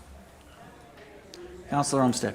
Thank you. Just one question to the planner with respect to the, can we go back to the map of that showing R7, R1? No? That's fine. I think the planner will know what I'm talking about. There's a section on R7, and there's two long white strips, one to the north and one to the top and one to the right. I believe that's all the same property, right? Yeah, I think Ivan can speak to it, Alex, if that's okay. He seems to. Yes, please go ahead. Yeah, so that property's held by Mr. Wasmond. So there's two portions of his property that will remain in the village for future potential growth. The area along Main Street it'll be identified as the village community designation, but it might be a land that's available for future commercial growth because it's on our Main Street.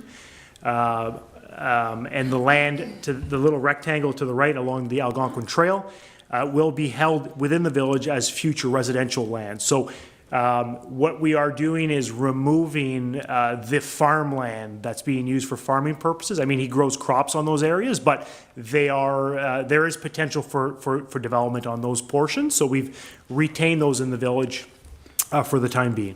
Great, thank you. And just a general comment that I know the landowner very well. Actually, I know both landowners very well, and both landowners are very much in favor of this redesignation. So I wanted to make that clear to the council and anybody that may be watching that they are very much in favor of this this rezoning. Thank you. Excellent. Thank you, Councillor Olmsted, and I appreciate that input. I'm just going to go to the seconder next. Councillor Bell, is there any comments or questions you have? Yeah, there is three questions. I guess one speaks to what Councillor Olmsted just said. So there's been consultation with the landowners that own these properties, and through, there's been consult with the redesignation of this prior to drafting this plan amendment, and they've been talked to by the township, and this has been going on for quite a while. June 22 last year, I think, is what you said was the original meeting? Yeah, through you, Mayor, a lot of the consultation, actually from my understanding, actually took place during the WSP study. So WSP and the township reached out. This map here is from WSP. So they reached out in picking, there was a big, robust assessment of which properties and where should be added or removed. And it was during that time that they were consulted about the potential changes, and then they were certainly consulted during the first round of public engagement as well. Okay, so then the second question, through this redesignation, there is no future, the township doesn't, it's being rezoned, but the township doesn't have any designated use for these lands as of right now. We don't have anybody that's coming into the community that's saying, I would like to buy 10 acres of land for an industrial complex of some sort. That hasn't been a discussion. This is just a rezoning to allow for that future development if somebody that wants to come in and invest in those lands that they're able to do that at a future date. Is that correct? I can take that one. Or planner, yeah. Thank you, through you. So actually, the R1 and E1, those lands are all owned by Bonisher Excavating Inc. And there is a concept plan for the future development of that. And that was part of, we talked about it during the first meeting, and it's also part of their plan of subdivision application. So there is a high-level concept plan for R1 and E1 already in place. And that's from the current landowners? The current landowners, that's correct. Okay. And then, so just a comment on I believe Mrs. Burns was speaking to Section 25 of the Planning Act, if that's correct. And so I just had a quick read through that. Now, I'm not a lawyer or an expert on the Planning Act by any stretch of the imagination, but just reading through it, it speaks to just the acquisition of lands in accordance with the provisions of the plan.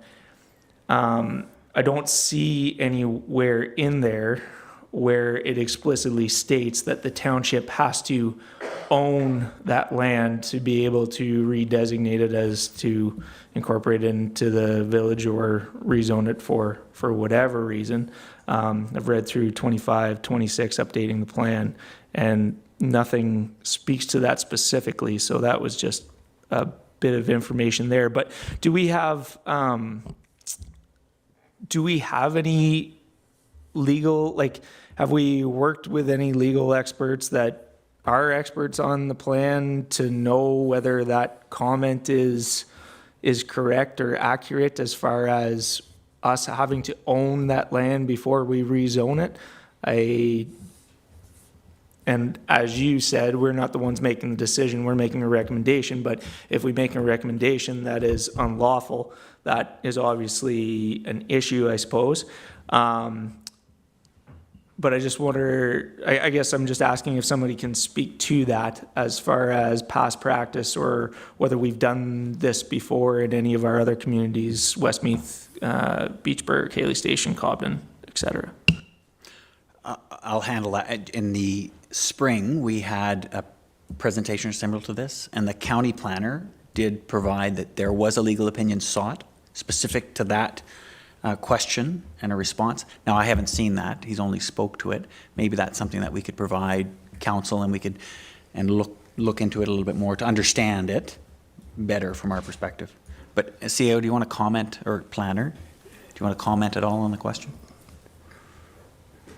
I could, Alex, if you want.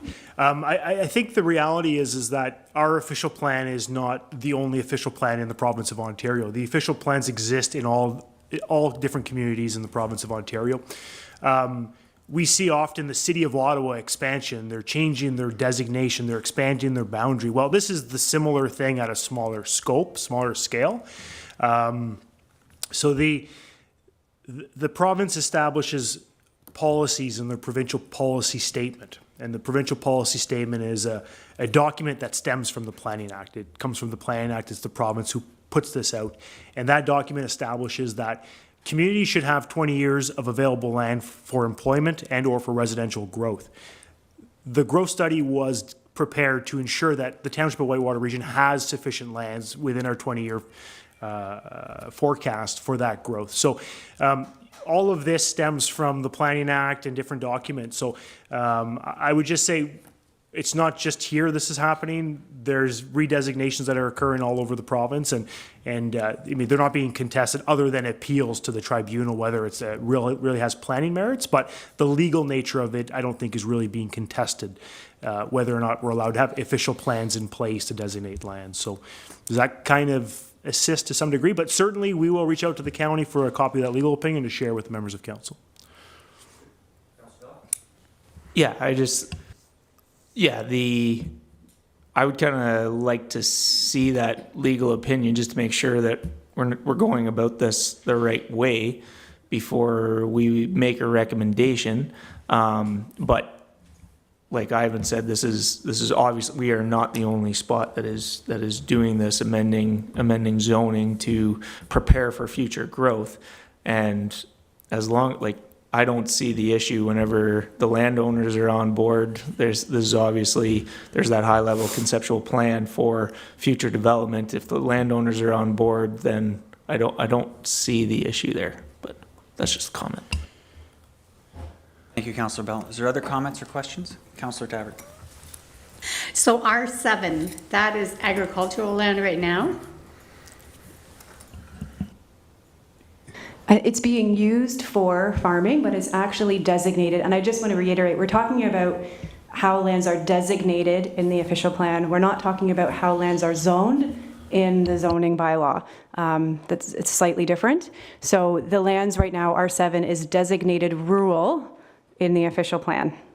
I think it's being used for agricultural purposes, but it has not been identified as prime agricultural land, and so it is designated rural and not agriculture. Just for myself, what does rural mean compared to agriculture? That's a great question. So the agriculture designation is it's the prime agricultural land. So it's land that has the best soils, and we have been advised at the provincial level, and I think we as a community, we respect that we want to keep those lands for agricultural purposes because they are the best land for agriculture. So there's a lot of restrictions on development in agricultural lands. It's very difficult to develop in agricultural lands. In the rural, where the land is not quite, the soil isn't quite as, hasn't been identified as being quite as good as agriculture. You can still use or still do farming there, but there's a variety of uses that you can do in the rural zone. So it's a bit more flexible. Thank you. You're welcome. And Councillor Moore. Just a comment, this goes to the clerk. There's 3 new councillors sitting around the table. That meeting that we are discussing currently happened last council term. So if the clerk could look up that meeting on YouTube and give us the number or the link, we could all refresh ourselves what happened at that meeting previous to this one. Thank you. Great suggestion. Clerk's good with that. We'll distribute it, and that will provide some additional context. Excellent. Is there any other comments or questions on the motion before us? None. And then I will call for a vote. All those in favor? And it is carried.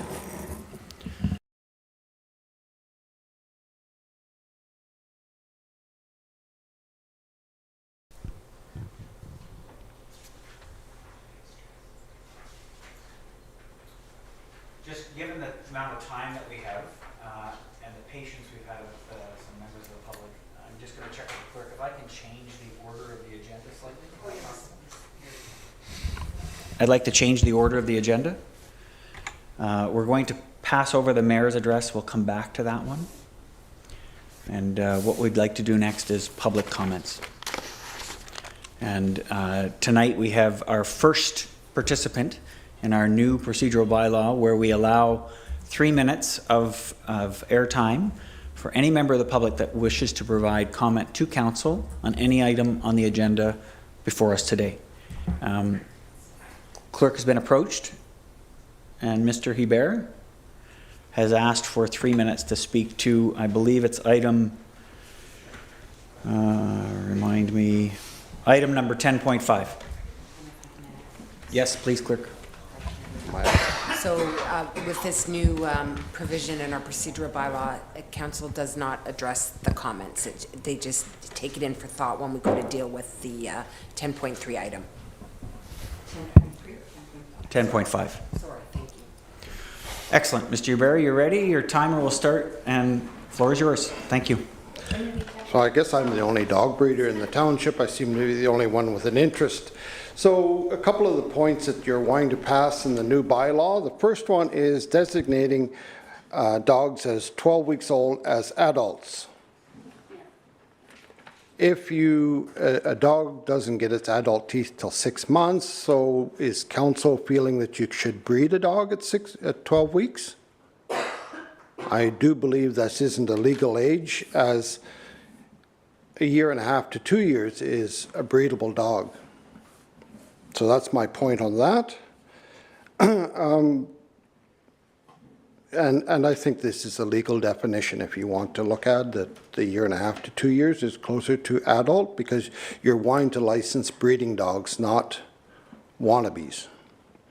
Inspections, bylaw, I don't know if your bylaw guy has credentials to do an inspection, much the way the health authority does inspections.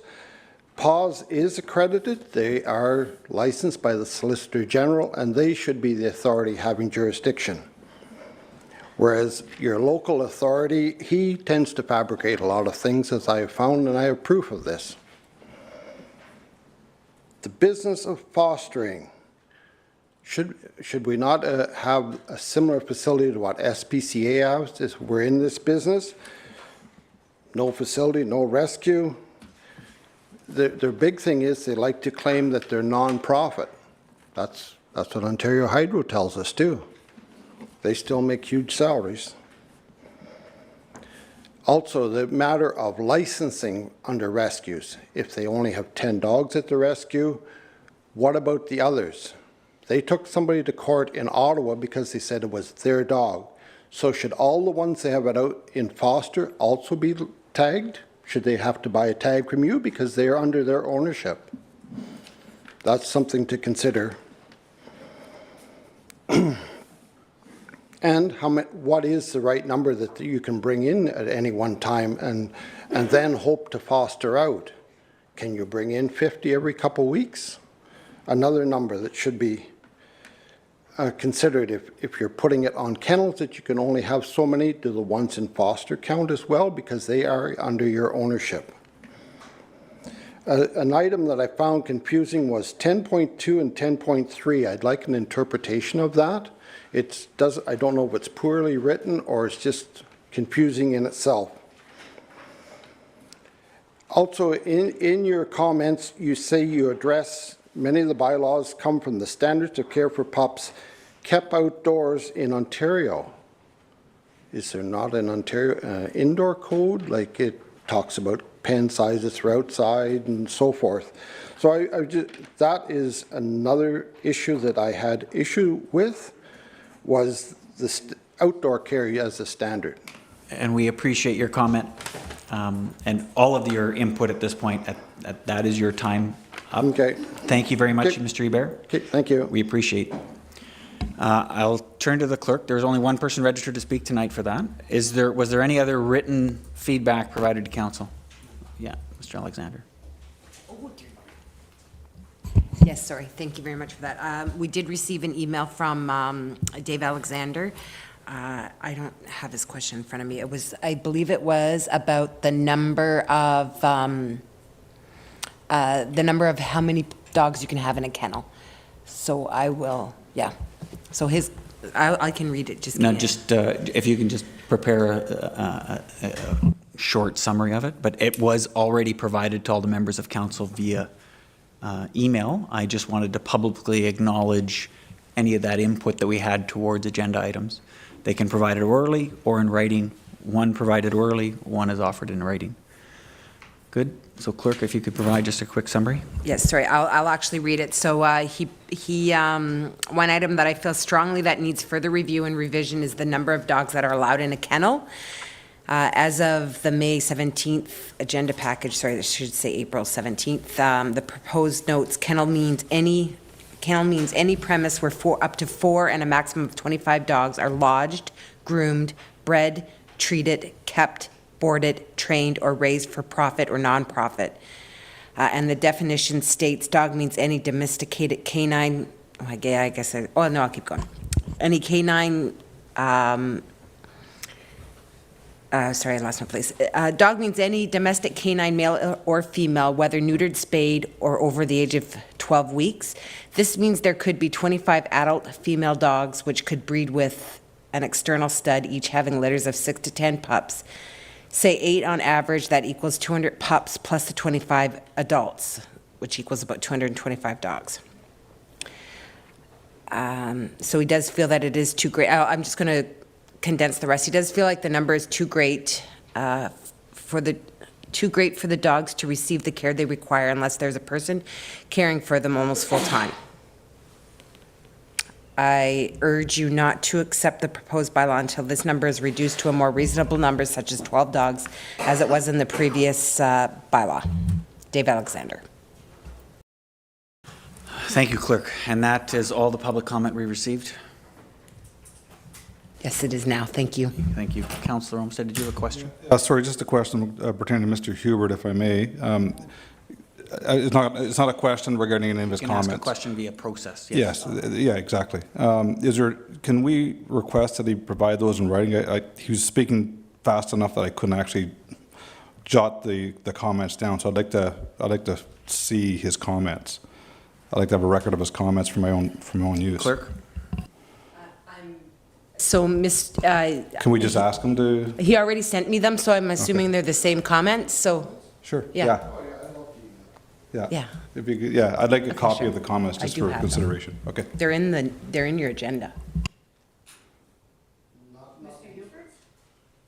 Excellent. We'll just make sure that they're provided. Thank you, Clerk. Yeah. Excellent. Good. So we've received all the public comment available on the agenda tonight.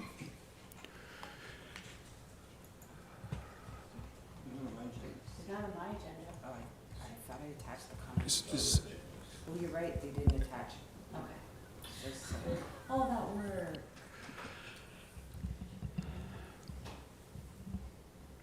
Excellent. Well, we're going to carry on. Yes, yes. Are we still allowed to speak, or do we have had to apply? Exactly. The previous opportunity was a public meeting, and that way anybody in the presence, for these agenda meetings, you have to be registered before. Good. So we'll move on to item 10.1. And the recommendation before us is the Council of Township of Whitewater Region 1 authorize the mayor and clerk to enter an agreement with the town of Renfrew to join the Renfrew Household Hazardous Waste Depot Partnership in order to provide Whitewater Region residents with increased access to HHW Depot during the spring and summer months. And 2, direct staff to organize a household hazardous waste event day to be held in Whitewater Region at the Westmeath Garage in the fall of 2023. And I'm looking for a mover and a seconder. Councillor Trimm, Councillor Bell, and it will go back to staff for presentation. It'll end up going to our new Superintendent of Environmental and Engineering Services, but I was going to prep Lane and I forgot to do this in the last couple hours. But just for the members of council, as an introduction, this is Deanna Nicholson, our new Superintendent of Environmental and Engineering Services. She did present at the last meeting with respect to Aqua. So Deanna comes from us from the town of Arnprior with a number of years of experience. So certainly glad to have her on the team, and apologies, Lane, for not having you provide this introduction. But over to you, Deanna, with respect to the report. Thanks so much. And sorry, just to be clear, no relation to me. Thank you. Please go ahead. Thank you, Evan, and thank you, Mr. Mayor.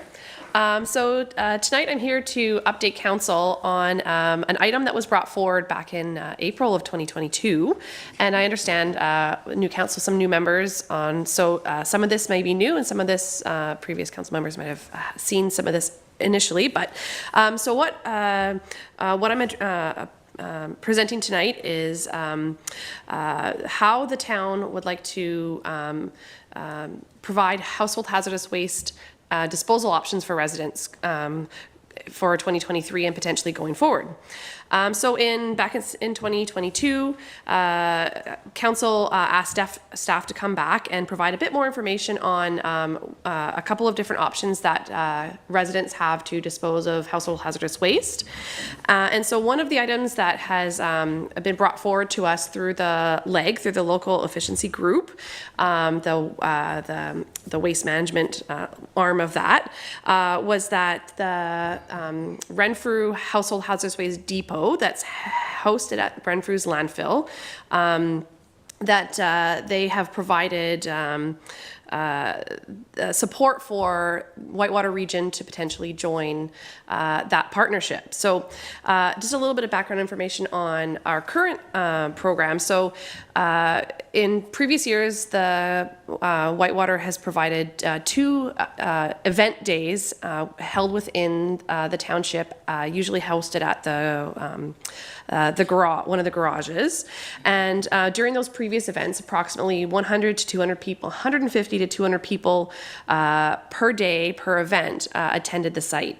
A significant volume of material is collected from that event days in the magnitude of tractor trailer full, nearly a tractor trailer full. These event days are rather expensive. On average, they previously cost between about $17,000 and $20,000 per day. And the cost of this is solely for the transport and disposal of the waste. That also doesn't include some internal staffing costs. During the last couple of years during COVID, there was some additional staffing, internal staffing that helped to with traffic flow and helping residents unload their vehicles for those days. And so I think the key thing to understand about the event days is that they run for about 4 hours a day. So when we're holding 2 events a year, that provides residents for 8 hours of opportunity to have their household hazardous waste disposed. And one thing to also note is that CPI increases have been rather significant over the past year or two. And so we're expecting that if we were to hold one of these event days this year, it'll be in the range of about $21,500. So that's something to keep in mind from a budgeting perspective. So to get on to the Renfrew Household Hazardous Waste Depot, so this is a depot that is, it's actually a partnership run through the Renfrew's landfill located at 376 Bruce Street. And it's a partnership between Renfrew, Arnprior, Township of Addington, Highlands, Edmundston Bromley, Horton, Greater Madawaska, and McNabb Braeside. So the depot serves a population of about close to 37,000 currently. And it's a partnership that allows community members to drop off their household hazardous waste for free at the depot. One thing to note, it is for residential hazardous waste. It is not meant to be a commercial hazardous waste depot.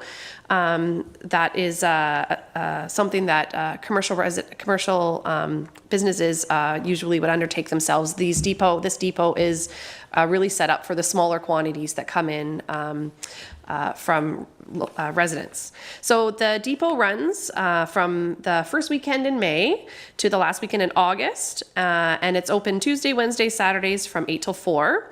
They do run a late night from 8 to 7 on Thursdays. And this depot this year will run for a total of 568 hours that allow the residents time to come in and drop off household hazardous waste. So one of the items that council previously asked information about was about the information that the depot collects on the residents' usage. So they do collect information from the residents about what municipality they're from at the drop-off time. However, no analysis is actually completed on it. So the specific tonnage per person, per municipality isn't something that's recorded or analyzed. It really is meant to be a per capita based program that's spread evenly among each per capita. They don't go into great detail to analyze how much waste comes from each municipality. That would add a rather significant administrative burden, and the intention of this is to keep the cost down as low as possible because these programs can be rather costly. So one thing an important thing to understand is the being permitted, the permissions being allowed to undertake this depot. So the Renfrew staff have actually undertaken discussions with the Ministry of Environment, Conservation and Parks to discuss the requirements that they would have to allow Whitewater Region residents to participate in the depot. And the MECP has stated that they are supportive of Whitewater Region residents joining the partnership. Renfrew will be required to amend their ECA in order to allow this. And so one of the things that the concern was of what would the cost be to undertake this. So one positive thing is that Renfrew is going to be undertaking some amendments to their ECA for other reasons for their landfill later in this year. And they'll be able to loop in adding Whitewater into that ECA amendment at the same time. So the costs associated with that and that would be borne by Whitewater is expected to be rather minimal. So that's a good thing that they are doing some work already that needed to be done. And the MECP has stated that they will allow Whitewater, permit Whitewater residents to use the depot in 2023 before the official ECA amendment has been received. So they have no problem holding us up on that aspect. So another thing to note in this situation is that the Ottawa Valley Waste Recovery Centre does host a household hazardous waste depot that Whitewater residents were previously allowed to use. Unfortunately, non-partner municipalities have lost access to that just in the recent last couple of weeks. Of note, this does not change our status with respect to using the municipal recycling facility. We are still able to use that, but Whitewater residents are no longer able to use the household hazardous depot or the landfilling aspect of that depot. So the residents in the sort of the northerly areas in Westmeath and Beachburg who might more likely have been using that site have lost access to that, unfortunately. So therefore, due to the number of hours that that the Renfrew depot provides, and the fact that it's open late on one night a week, it's open on the weekends, staff feel that it does provide residents, though the fact that it's not necessarily in our municipality, it does provide residents quite a bit more access to HHW drop-off timing, especially because we know a lot of our residents attend Renfrew for shopping and other business and those sorts of things. So they're in the town already, and the timing is convenient with that depot to be able to stop in and drop off your items when you're there. So staff are recommending that we do join in with the depot. As well, staff are recommending that we continue to hold on to potentially to one of the household hazardous waste depot event days, potentially providing it in the fall once the Renfrew depot closes. Generally it closes in August. And that would provide residents with one in-town event and one at a point in time when the depot is closed. And we are also suggesting that we hold it at the Westmeath garage. That would help provide the residents that have lost access to the Ottawa Valley Waste Recovery Centre some access, closer access to a depot event later in the fall. So quickly, just to mention that the costs for the town to join in the Renfrew's depot is approximately $8,286, plus some minor costs to do with the ECA amendment, likely in the range of $500. Not exactly, we don't know exactly for sure, but so the cost for us to join in the depot is relatively small compared to what the cost is for us to run the single day household events. So that is basically the end of my presentation. I was wondering if there are any questions. Oh, thank you so much. Thanks. Questions or comments from council? Deputy Mayor. Thank you very much, Mayor, and thank you very much, Deanna, for that very thorough. That's appreciated. Just a couple of questions. First of all, will the residents require some kind of a permit or what will they require to enter the disposal site? Is it a card? How does that work? Yeah, so generally at the landfill site, if they'll ask for ID showing your address, sometimes people will use a piece of mail that shows your address on it, just to show that you're a resident of Whitewater. So that would be something they would have to bring with them in order to access that? Yes. Okay. And I guess, I think it's very exciting, especially for the seasonal cottagers and whatnot, because we've never had that opportunity before. If it didn't land on that one day that they were available, they were out all the time. So it's very good that this is going to work for everybody. My last question is just, how do we get the word out? How do we make all of our residents aware Is it through ads? Is it, because I think it's very important that everybody knows about this new service that's now available for this municipality. For sure. So yeah, that's something that staff, myself, and staff over in Renfrew will work on almost immediately once you guys give us the approval. We'll hit the ground running. And once Renfrew Council also officially agrees. So we will undertake some advertisements in the newspaper. We have some in-kind funding that we can use for that through the Renfrew Mercury. As well, we'll post something to our website. And we'll use all those sort of social media channels that we have in order to get the word out. But so Renfrew does have some standard advertisements that they have that explains exactly what sort of materials you can bring in, what day the landfills, the depot site's open, and sort of what you would need to bring with you to just to prove that you're a resident. And we'll make sure that that gets out in time.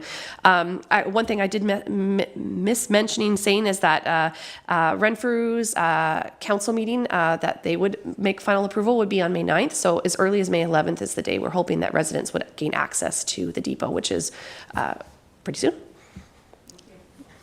Well, thank you, Deputy Mayor. Any other comments, questions? Councillor Tabbert. I have a hard time with the figures because you said that it's going to cost us $82.86 and it's going to cost us $21,000 for one day, and yet you said we've only budgeted $15,000 this year. So, and in previous years we were spending $34,000 to $40,000. So why did we not budget? I mean, we did know this was not going to, that this was going to happen. So we would have been spending close to $40,000 that we haven't budgeted. So the numbers don't add up for me, Mayor. Perfect, thank you. I don't know if we want to put Superintendent Nicholson on the spot for a budget question, but CAO, do you want to defer that to another staff, or? Yeah, thank you. One of the costs that we do get funding, different service agreements. So that there is the initial cost that we included in our expense operating. Then we also receive funding that helps offsets the dollar value for each. And we were also, the plan was, our department plan was to bring this report back to council this year once we determined that Renfrew was okay, that they could proceed with their ECA prior to their ECA amendment. But the intent was to come back this year to council and to join the program.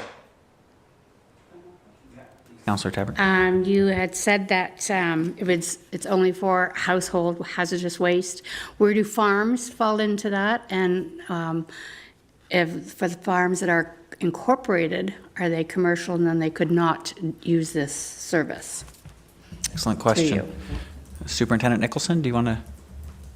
So I might have to look into some very specifics on that. A lot of the funding that the Renfrew depot receives in order to keep the prices at what they are very specific to making statements that it's residential waste. The farm aspect of it, I'll have to get some clarification. Generally, when you're moving into the business side of things, you're considered commercial, and they might not necessarily fall under that funding that the depot partnership would receive to cover the cost of the waste that they receive to pay for that. A lot of these programs are industry funded, in that the waste comes in, and a large portion of the funding that they receive to dispose of the waste is paid for by industry, but they only pay for the residential portion of it. So I can get back to you on some specifics on the language and the regs as far as where the farms sit, but generally commercial household hazardous waste is the responsibility of that business and doesn't fall into the residential programs. I understood that. I was just concerned about the farmers. Perfect. Yeah, appreciate that amplification. Good. Councillor Trimm, you had a question. Yes, or more of a comment. It was mentioned that a lot of us in Whitewater region, even in the northern part, do business and have appointments in Renfrew, and so it isn't really inconvenient to take hazardous waste with us, especially when there's more opportunities. But even more so, many of us go beyond Renfrew to Ottawa for appointments and business. And so I'm thinking it's going to work fairly well. And as far as advertising, I'm sure it's going to be considered that in future years it's included in the calendar that comes with our tax notices and the dates for recycling and garbage. It'll be right there. So, yes, I'm going to vote in favor of this. Thank you, Councillor Trimm. Is there, yes, Councillor Moore.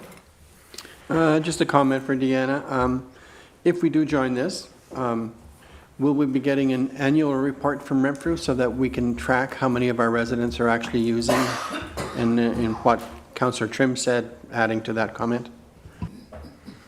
So no, they do not track the number. While it is every resident that comes in is provided with a form that they can fill out and declare where they're from. That information, however, is not interpreted and processed by Renfrew staff. Billing is strictly based on the number of by population. So they will not provide us back with the number of users that actually attended the site, but they will provide us with a proportion of the waste that comes in for that is due to the town. So 16.3% of the total waste that comes in, they will report to us that in tons, and that's what we will report into our data call and other reporting agency requirements. So Okay, although it's not specific, it is based on population. All right, thank you. Good, thanks, Councillor Moore. Any other comments or questions? No, I would just want to recognize staff. This is an example of where we're increasing the level of service to our residents and saving money in the long term.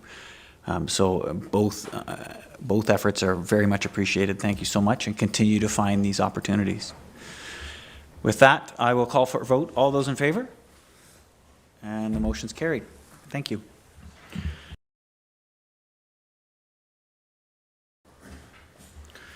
Excellent. We'll move on to the next one, letter of support for affordable housing. The recommendation is that the Council of Township of Whitewater Region approve the issuance of a letter of support to the Ottawa Valley Affordable Housing Alliance for their application to CMHC's Affordable Housing Initiative Fund to address housing scarcity in our community and across Renfrew County.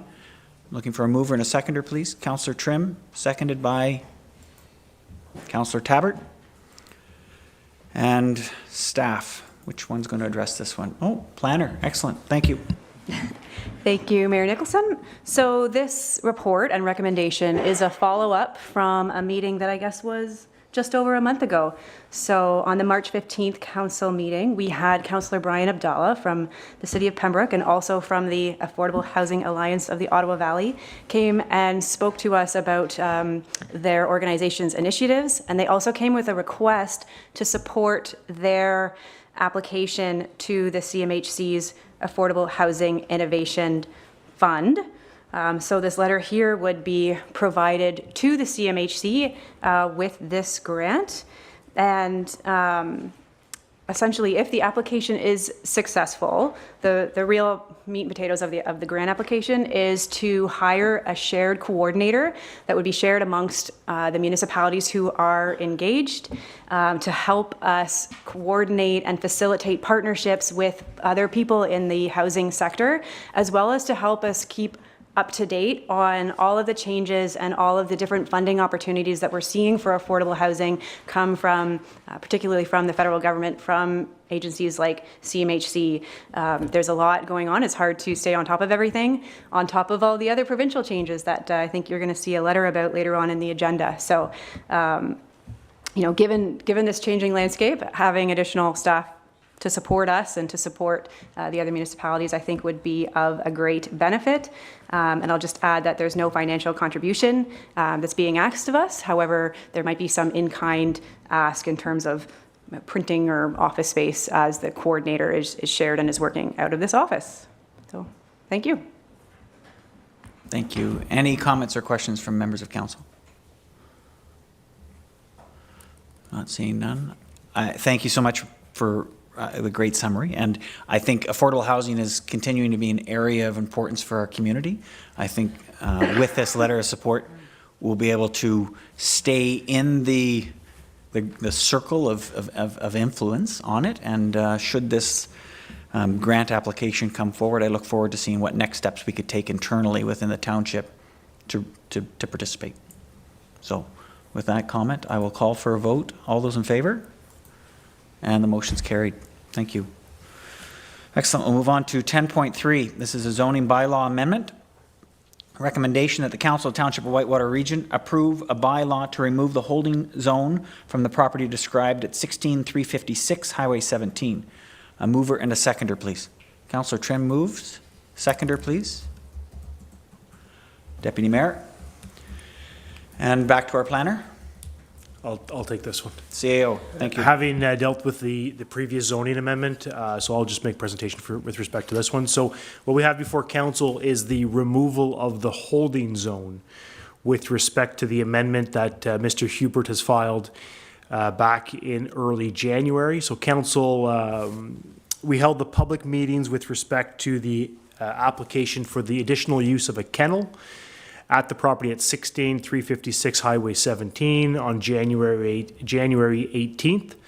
On February 15th, council did approve the application to permit the additional use. However, we placed the property in a holding zone until such time as the proponent, the applicant, the owner, filed an environmental impact assessment to assess the impact of the kennel use against the provincially significant wetland, which is the Cobden Marsh in this area, which extends to the watercourse at the front of this property. So the applicant, Mr. Hubert, has filed the scoped environmental impact assessment. It was prepared by Muncaster Environmental Planning and JP2G Consultants, and the impact assessment is dated from March 14th, 2023. So at this time, the proponent has met the requirements. So staff have reviewed the environmental impact assessment. Essentially, it identified that there'd be no impacts to the PSW or the creek, given the existing setback of the kennel building. There are mitigation measures and best management practices that have been recommended, some of which include a buffer area of 30 meters between the watercourse and the kennel.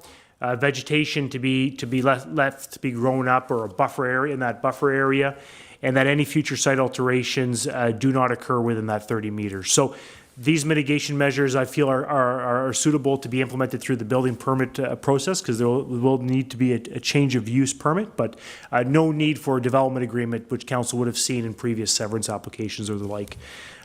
So staff have reviewed the report, are acceptable to the findings, and we are recommending to council the removal of the holding. What this does essentially is, in the zoning bylaw planning realm, it allows a kennel on the property. The proponent the owner is still required to apply for a kennel license pursuant to our licensing bylaw, rather our animal control bylaw. So there's still another step for the owner to take here, but this is the planning approvals, if you will. So staff are supportive and certainly welcome to some consideration from council. Thanks so much.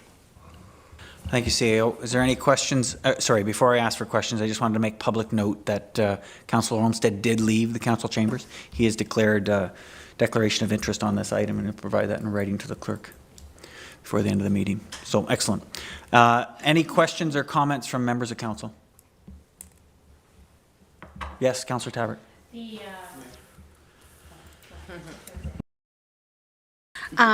The mitigation measures, who controls that? Who will investigate that they are being followed?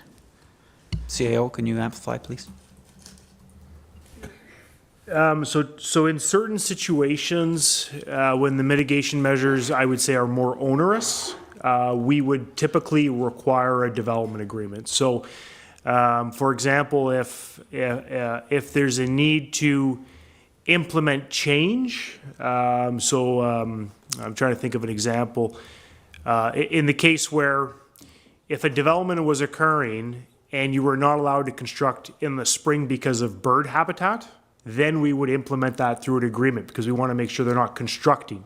In this case, There's a buffer area. It exists today. It's vegetated. It's grass. There's no real need for Mr. Hubert to plant new trees, and there's no need for improvements. It exists today. So we will certainly, monitor or observe that there's no new buildings occurring in the 30 meters or significant change, but, I'm confident that there will be no alterations to that 30-meter buffer. So just through observations, we will note it on the change of use building permit, so it's noted in a record that we have on file, but no, I don't recommend an agreement in this situation. Thanks. Thank you. Thank you. Any other questions or comments from council? And seeing none, we'll call for a vote. All those in favor? And it's carried. Thank you. And I'm just monitoring the time. With our new bylaw, we have some strict timelines that we need to follow. And given some of the items that we need to address, I'm going to skip over item 10.4. If we have time, we'll come back to it. If not, it'll follow the normal procedure if we run out of time. And we'll go do 10.5 right now, which is the draft animal control bylaw. The recommendation is that the draft animal control comment updates. This is that the Council of Township Whitewater Region approve a bylaw to amend Animal Control Bylaw 20-06-1308 and direct staff to forward the bylaw to the province to review the short-term wording. Can I get a mover and a seconder, please? Moved by Councillor Tabbert, seconded by Councillor Trimm. And over to the clerk for comment. At the regular meeting of February 15th, a notice of motion was put forward to review the kennel regulations. It was brought to the March 15th meeting, and the draft bylaw was brought to the March 15th meeting to address, council can address the draft or look at or question the draft, and then we put it out for public consultation.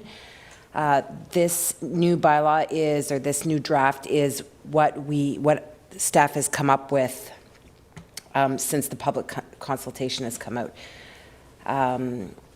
In this document at the back, at the end, and I'm sorry, I'm just going to swip through it really quick.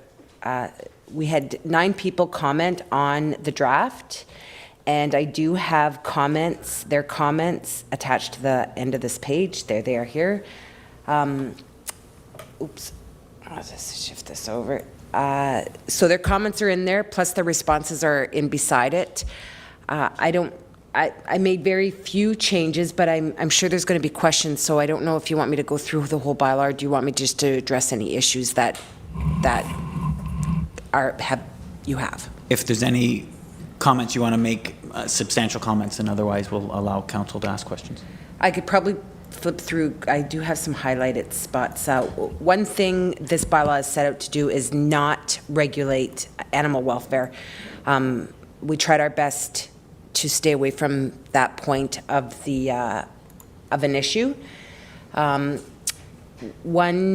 I could probably address Mr. Hubert's questions he had. So for age of puppies or age of dogs, when people generally, and I'm not speaking for everybody, but generally when you have a kennel, it's because you're selling puppies. Puppies can leave at the age of 12. So my thought is if you have a dog which is over the age of 12 weeks, you probably already have a parent, they have babies. You want to get rid of those puppies before 12 weeks because at that point they're probably not sellable or not as easily to sell at that age. Bylaw enforcement, I would have to talk to our bylaw enforcement officer to see exactly what kind of qualifications they have. I do know that their agents or their officers do have to go through some sort of training. And yeah, so I would have to discuss with them what kind of training they have. Rescues, I did, in the definition, there's a definition for rescues. Rescues do fall under the kennel license, so the definition is to a maximum 4 to a maximum of 25 dogs are lodged, groomed, bred, treated, kept, boarded, trained, or raised for profit or not profit. This includes kennels that are CKC, part of the CKC, and rescues. So any kind of dogs, when you have that many dogs, are part of that program. Also, fostering is also addressed in here, I believe. I've looked at this so many times now, I don't remember. Foster, there it is. So it's, if you're a foster owner, you have to be approved by a rescue organization, and you would only keep the dog on a temporary basis. And I know I do have other guidelines about fostering, and if, I might just skip this one until I remember it. And then with the amount of dogs that Mr. Alexander brought up, the reasoning behind the 25, I had sent out emails to different municipalities and got back quite a few kennel bylaws, and they all ranged between 20 and 30 dogs. The thought of the 20, 30 dogs too is in the standard code of practice for outside dogs. The pen size determines on how many animals you can have. So, and the lot size. So if you have a smaller lot, according to the pen size, if you have I'm going to hypothetically say this, a 1 acre lot, you are not going to fit 50 dogs on a 1 acre lot because let's just say the pen sizes, and I don't have the code memorized, but let's say the pen sizes have to be 20 by 20 and they have to be so far away from here and so far away from there. You can't, the property does not accommodate 50 dogs. So this way we can regulate how many dogs are kept. You have a smaller property, you're not going to have 25 dogs. You're going to have way less than that. So I don't know how much I cleared up, but if you guys want to, if the council has any questions to you, Chair, I'll be happy to answer them. Perfect. Thank you, Clerk. Is there any questions or comments from council members? I'm going to start with Councillor Tabbert. This was your original notice of motion. I hope you will indulge me here. I do have quite a few. Carmen, thank you very much for this. It was well done. There were a lot of comments you had to incorporate, and I appreciate that. My first thing is 3.2. Okay, so if you have the bylaw in front of you, you can just work along here. 3.2, it says we can have a maximum of 4 dogs on our property. Where is it? I can't find it right now, but anyways, 3.2, but 2.0, a kennel, says 4 dogs to 25. So are we allowed to have 4 dogs in our house, or what's the crawling on that? So an individual may have up to 4 dogs. If you have 4 or more, you need to have a kennel. Does that make sense? Oh, I guess I should say 5. Is that the point? Is that what? I don't know if you mean we can have up to 3 at home, or we can have up to 4, and then the kennel would have to be changed to 5. Yes. That's what sorry, I'm that's questioning. correct. So my thought is, you can have up to 4 dogs, but a kennel, I guess, yes, that should be changed to 5 and more. So if you have 4 dogs, you need to buy licenses. Any more than that, it needs to be a kennel license. Okay, so we're changing that to 5. We'll note that change. Okay. 4.2 and 4.3. It says you have to have a new kennel license every year, and then 4.3 says you just renew it. Is there a reason for the wording in 4.2 and 4.3? Staff, it requires, you can renew, but you require to put in a new application form every year so that staff knows that there's no changes done to the property. So it shouldn't be renewable then, because if we have to put a new application in, it's not renewable. I'm just... Yeah. So, Okay, yeah. If I could chime in, is somebody files an application, obtains a license, there needs to be a framework for the renewal. The framework that's established here is another submission of an application the subsequent year. We're probably not going to issue a new license, but they need to submit something to us. So we'll just use the same application form year after year. That'll be the easiest framework to implement the bylaw. Okay. Perfect. Thank you, CAO. 4.4, it says 4.4, number 6, it says, any sound producing equipment. A person may apply for a kennel license by submitting to the township in the form described by the township the following, any sound producing equipment. What do you mean by sound producing equipment? I could only assume, and again, I'm no expert here, and I apologize for that, but so in this 4.4, we're requesting that a detailed site plan be submitted with the application. So if there's, yeah, Should that read soundproofing, not sound producing, soundproofing? I will verify that. Okay. I think in some instances, and I don't own a kennel, so it's hard for me to speak to it, nor have I conversed with in great deals, but sound producing, maybe there's equipment outside that is in place with a certain tone of sound that keeps the dogs penned, perhaps? I'm not sure, but we'll verify that section. So Yeah, 4.4 Number VI, 6. yes, Yeah. we'll verify that. Thanks. Okay. So noted, we'll get that confirmed. Next question, Okay, please. 5.2, it says, I just have securely attached. Oh, yes. It says that if you're walking your dog, it has to be securely attached to you. What do you mean by securely attached? Leash and holding on to it. Okay. Okay. Number 5.5, I found to be contradictory.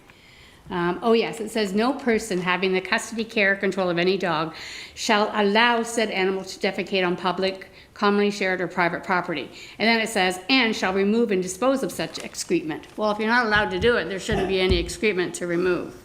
I know what you're saying, but... So I can't tell my dog not to poop on somebody's property.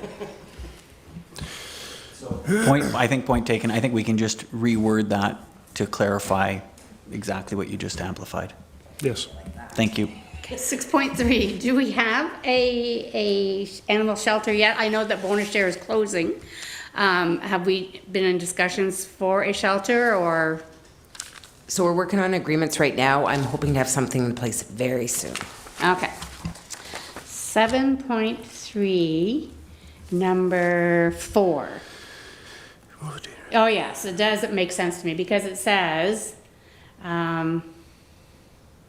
in one place it says that we shouldn't have dangerous dogs, and then in the final one it says remove the dangerous dog from the township. But you're allowing us to muzzle it and securely leash and muzzle in a manner that prevents it from biting, and then in the very next sentence you say remove the dangerous dog. So I'm not sure. I mean, so if I see somebody with a dangerous dog, even though it's muzzled, our policy says we have to have it removed. Clerk, can you clarify? I can't. So what I can do is I can remove item 4 as long as they're muzzled. If they're not if they're muzzled, they're not a dangerous. But now that I'm thinking out loud, that could mean they're not muzzled. So if they're not muzzled, they need to be removed. Okay, so what we'll do is But we'll take that clarify one. it. We'll take that one away. Thank you. And come back with either an amplification or a recommendation for removal. Okay, 9.0, for the purpose of discharging the duties imposed by the bylaw, I have written down here, they can go onto the property, but they can't go into a building without consent. Is that true? So I can walk, not me, but the bylaw officer can go onto the property, but he's not allowed to go into any building. Okay. Can you repeat that with the mic on just? That is correct. Okay. Sorry, I do believe in here it does say that reasonable notice has to be given. Okay. 13.4, number 8, and 13.4, number 5, they're both redundant to each other. The hens are kept in a fully enclosed coop in a manner that contains the hens. No, sorry, I'm reading the wrong one. No coop or run shall be placed in the front or side yards. And in number 5, it does says, or no, I can't find it now. Number 8 and 5. The coop and any run are within the rear yard. Yeah. So in number 8 it says, number 8 it says they shan't be in the front or side yards. But you've already said that. Yeah, Yeah, and maybe just CAO. the specifics of each section relate to enforceable fines. So if you say they have to be in the rear yard, but you don't say they can't be in the front yard, then we can't fine because they're in the front yard. Maybe as an example why it's duplicated there. Okay, so noted. Yep. Thank you. Okay, 13.4, 9 and 10. Can you explain that to me? I'm not sure. You're talking about distances. With respect to 13.4, 9, and 10, where the coops are located on the property, so the purpose there is to reduce the impact. So this backyard chicken pertains to properties that are smaller in size, and they could be in proximity to adjacent dwellings. So we've established, this is a bylaw, this section of the bylaw predates any amendments here, but it establishes a setback so that the neighbors don't have the chickens right next to their property line. Okay, so they can be 2.5 meters from the rear and side lot lines. Correct. But then 3 meters from windows and doors. Yeah, so if it's in town here and there's a window right there, then that could pose an issue, it has greater setback. Yeah. Okay, that's all I had for that one. But I did on Schedule A. I had to laugh because it says something about bees, and this is called consisting with a farm. You can, Schedule A, let me look at it again. Oh, I don't have it. You didn't give it, you didn't print that out, so Schedule A. Oh, okay. Is that the schedule? Okay. Bees, go down, oh yeah, bees, the last item. excluding those kept by a beekeeper as part of a farm. So, I'm not sure what I'm reading here. It's prohibited to keep or raise bees, but I know people who have bees that don't have farms. CAO, can you amplify? I'm having a hard time. I thought I had something, but I think the piece here is that, and it's not gonna have justice here, but I was thinking if you have bees, you're located on a property that might have AgriCorp certification or accreditation, which makes you a farm, but that's not seeming to work. But maybe Clerk Miller, if you could provide some input.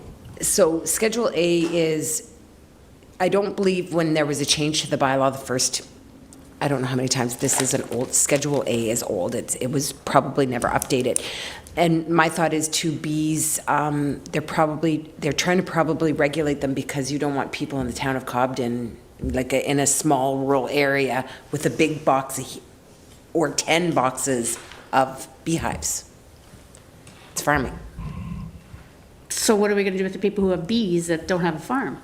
They shouldn't have bees, according to this and this bylaw was in place for, 20 years? These are the same schedules from 20 years ago. So what we'll do is on this one, Yeah. because it is existing already, and unless you're gonna propose a change to council to consider tonight, we'll keep it as is, and you can always come back and propose another change if you look into it and gather more information and deem it necessary. Okay, thank you. Under fences, it says they must be 2 meters, I think it's 6 feet in height. Is that for all? That's not just kennels, that's for everybody?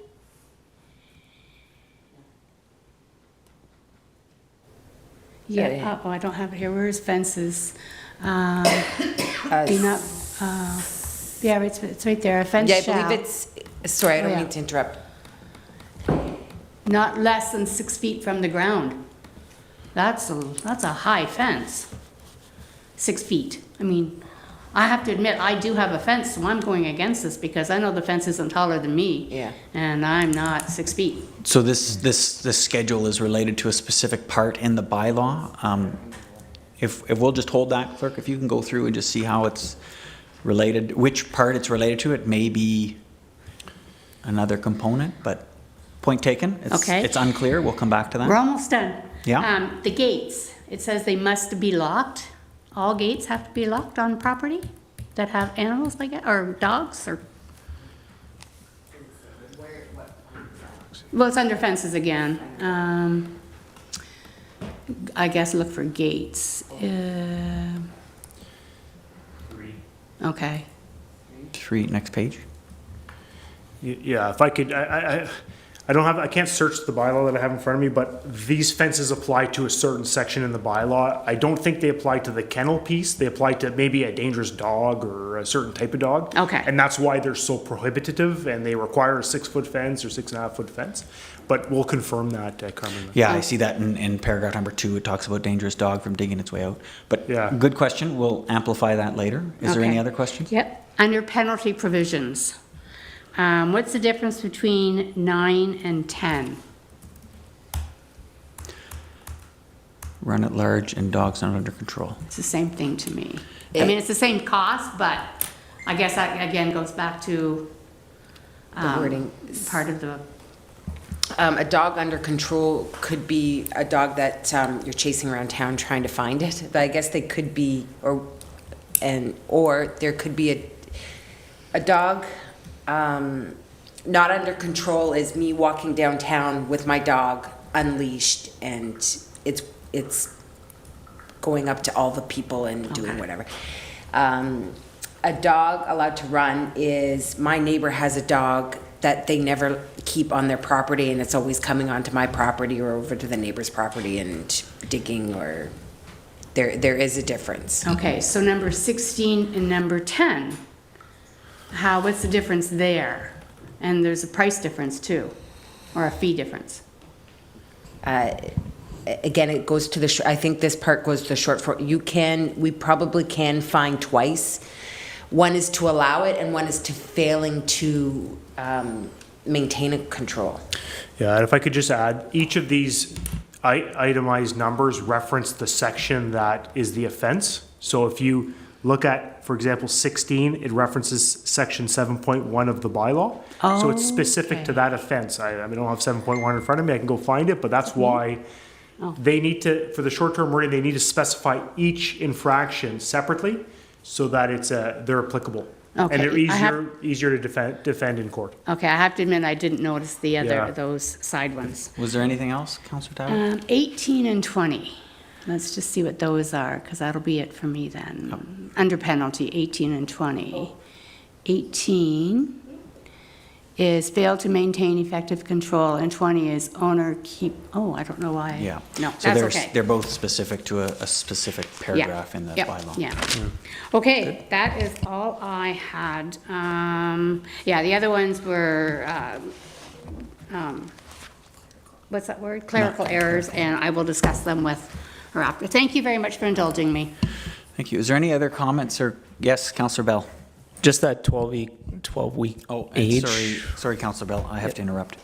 Sorry. Point of order, I guess, is what it is, so my apologies. We've reached our time limit, so we have a 3-hour time limit.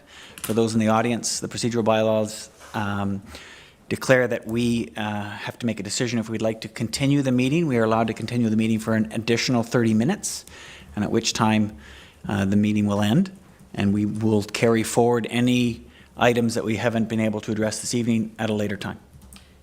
So I'd like to see a motion from the floor to extend the meeting for 30 minutes. Motion to extend. Moved by Councillor Moore, seconded by the Deputy Mayor. There is no discussion on this type of procedural motion, so we'll call for a vote. All those in favor? And it's carried. So just to keep us on track, we'll finish this item on the agenda.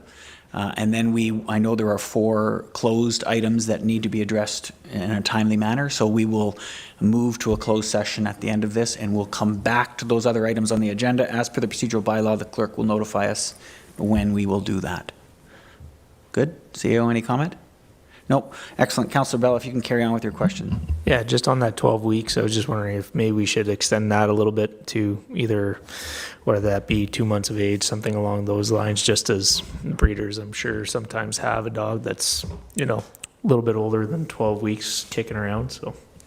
Just so can I add, 12 weeks is 3 months old, so do you want it older? You said 2 months, but do you want it? Yeah, I think usually they leave within that 10 to 12 week, but just to allow a little bit of grace for the kennel owners just to get the puppies off their property. I was just wondering if maybe that would be to extend that age a little bit. Just to clarify, your proposal is exactly what? 12 to 16 weeks or 16, 20 weeks, something along those lines. I need you to give me a number. let's go with 16 weeks. 16 weeks. Yeah. We'll consider Yeah, that 18, yeah. a friendly amendment, which means I can look around the room for concurrence on that change. Is there anyone that doesn't concur? Yeah, okay.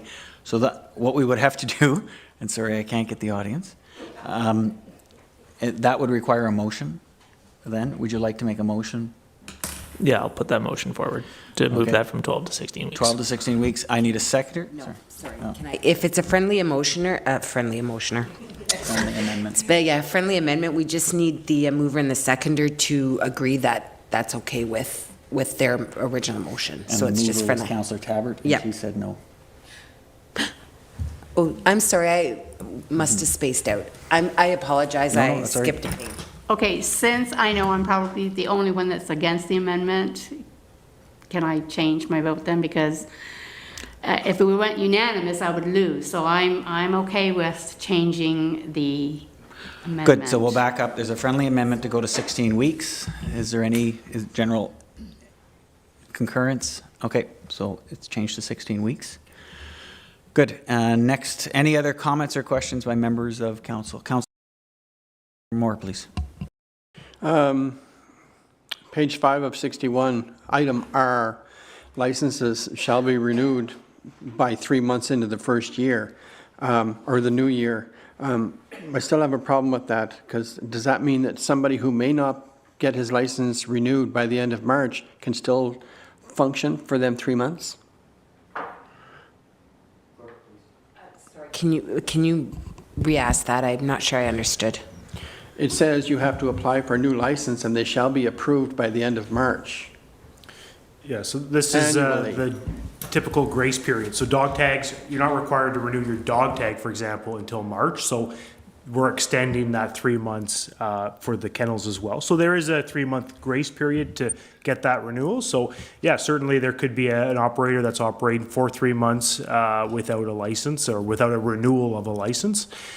Similarly to our recreational vehicle bylaw, it's the same wording. So if you have a rec vehicle, you're allowed up until the March to get that renewal license, if you will. So would our bylaw be allowed to act then on January 1 for an applicant who may not be in compliance, or does he have to wait till the end of March? I would say the bylaw officer can act at any point that any operation is outside of compliance. Doesn't matter if they're licensed or not, they have the authority to act. If there's a non-compliance issue, whether it's they don't have a license or they're not meeting the provisions of our bylaw, then our bylaw enforcement officers can react in accordance with the bylaw. Okay. Bottom line, it doesn't Thank you. restrict them from Okay. doing their job. Good? Is there any, you want to make a comment? Clerk, please make a comment.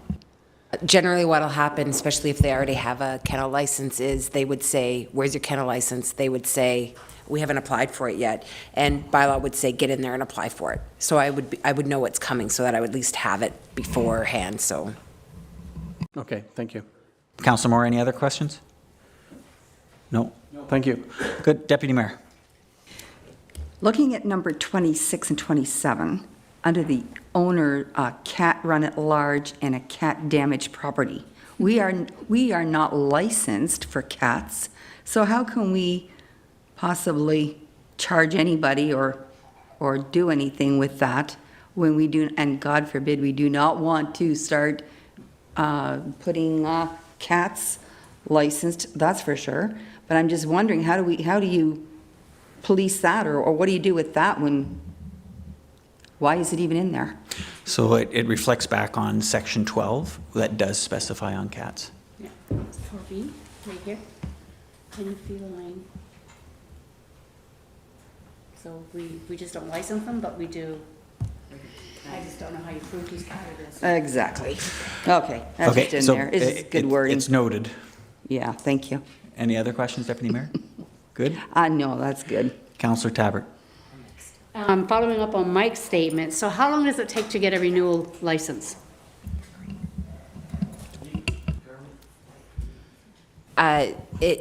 So when I get the application, or when staff gets the application, it gets circulated to the planning department, the building department, make sure taxes, just to ensure the taxes are all paid, the property is in compliance, and that there's no building code. An inspection is done on the property, and if everything's good, they can get their license and pay the fee. Follow up on that. So if I know that I'm not in compliance, but I will be after April 1st or April 2nd, if I put my submission in for renewal on April or March 30th, technically I'm still in compliance because it's staff who is holding up my license now, not me as a kennel owner. Correct. Through you, Chair, if I know an application's coming in, I'm going to tell bylaw that we're working on it. Like, we're not in it we're in it to work with you, not against you. So if I know an application's coming my way and we're working on it, then I let bylaw know, no, we have an application in. This is our status of it. Does that clear that up? Okay. Yeah. Final take. Is there any other questions or comments from members of council? Excellent. We are going to call for a vote on this item, subject to amplification of the two that we needed clarification on at a later time. All those in favor? And the motion is carried. Good. So at this point, we will take a short recess at 7:54, so only a minute. If I can ask people to just remain in their chairs.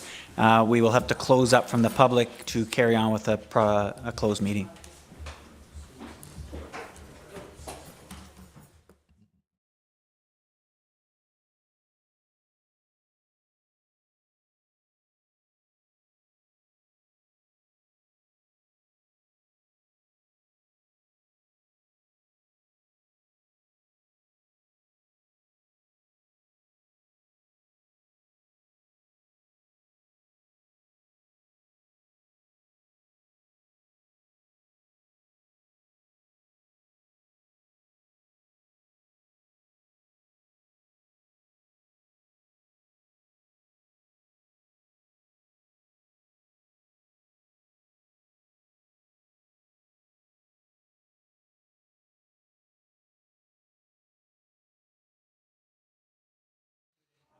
Okay, so just we're back to order at 7:55. At this point, we're going to make a motion. I need a mover and a seconder to.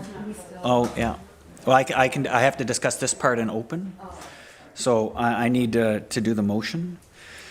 So the closed session has 4 items, as noted on the agenda, and the recommendation before us is that the Council of the Township of Whitewater Region move into closed session at 7:55 p.m. as permitted in the Section 9 of the procedural bylaw, with staff remaining in the room to discuss personal matters about an identifiable individual, including municipal or local board employees from the Parks and Recs Division, a proposed or pending acquisition or disposition of land by the municipality or local board, CN Rail Line, and litigation or potential litigation, including matters before administrative tribunals affecting the municipality or local board, the Cobden Wastewater Treatment Plant, in Ontario Land Tribunal Appeal 2249 Foresters Falls Road. A mover and a seconder, please. So Councillor Bell, Councillor Trimm, and call for a vote. All those in favor? Carried.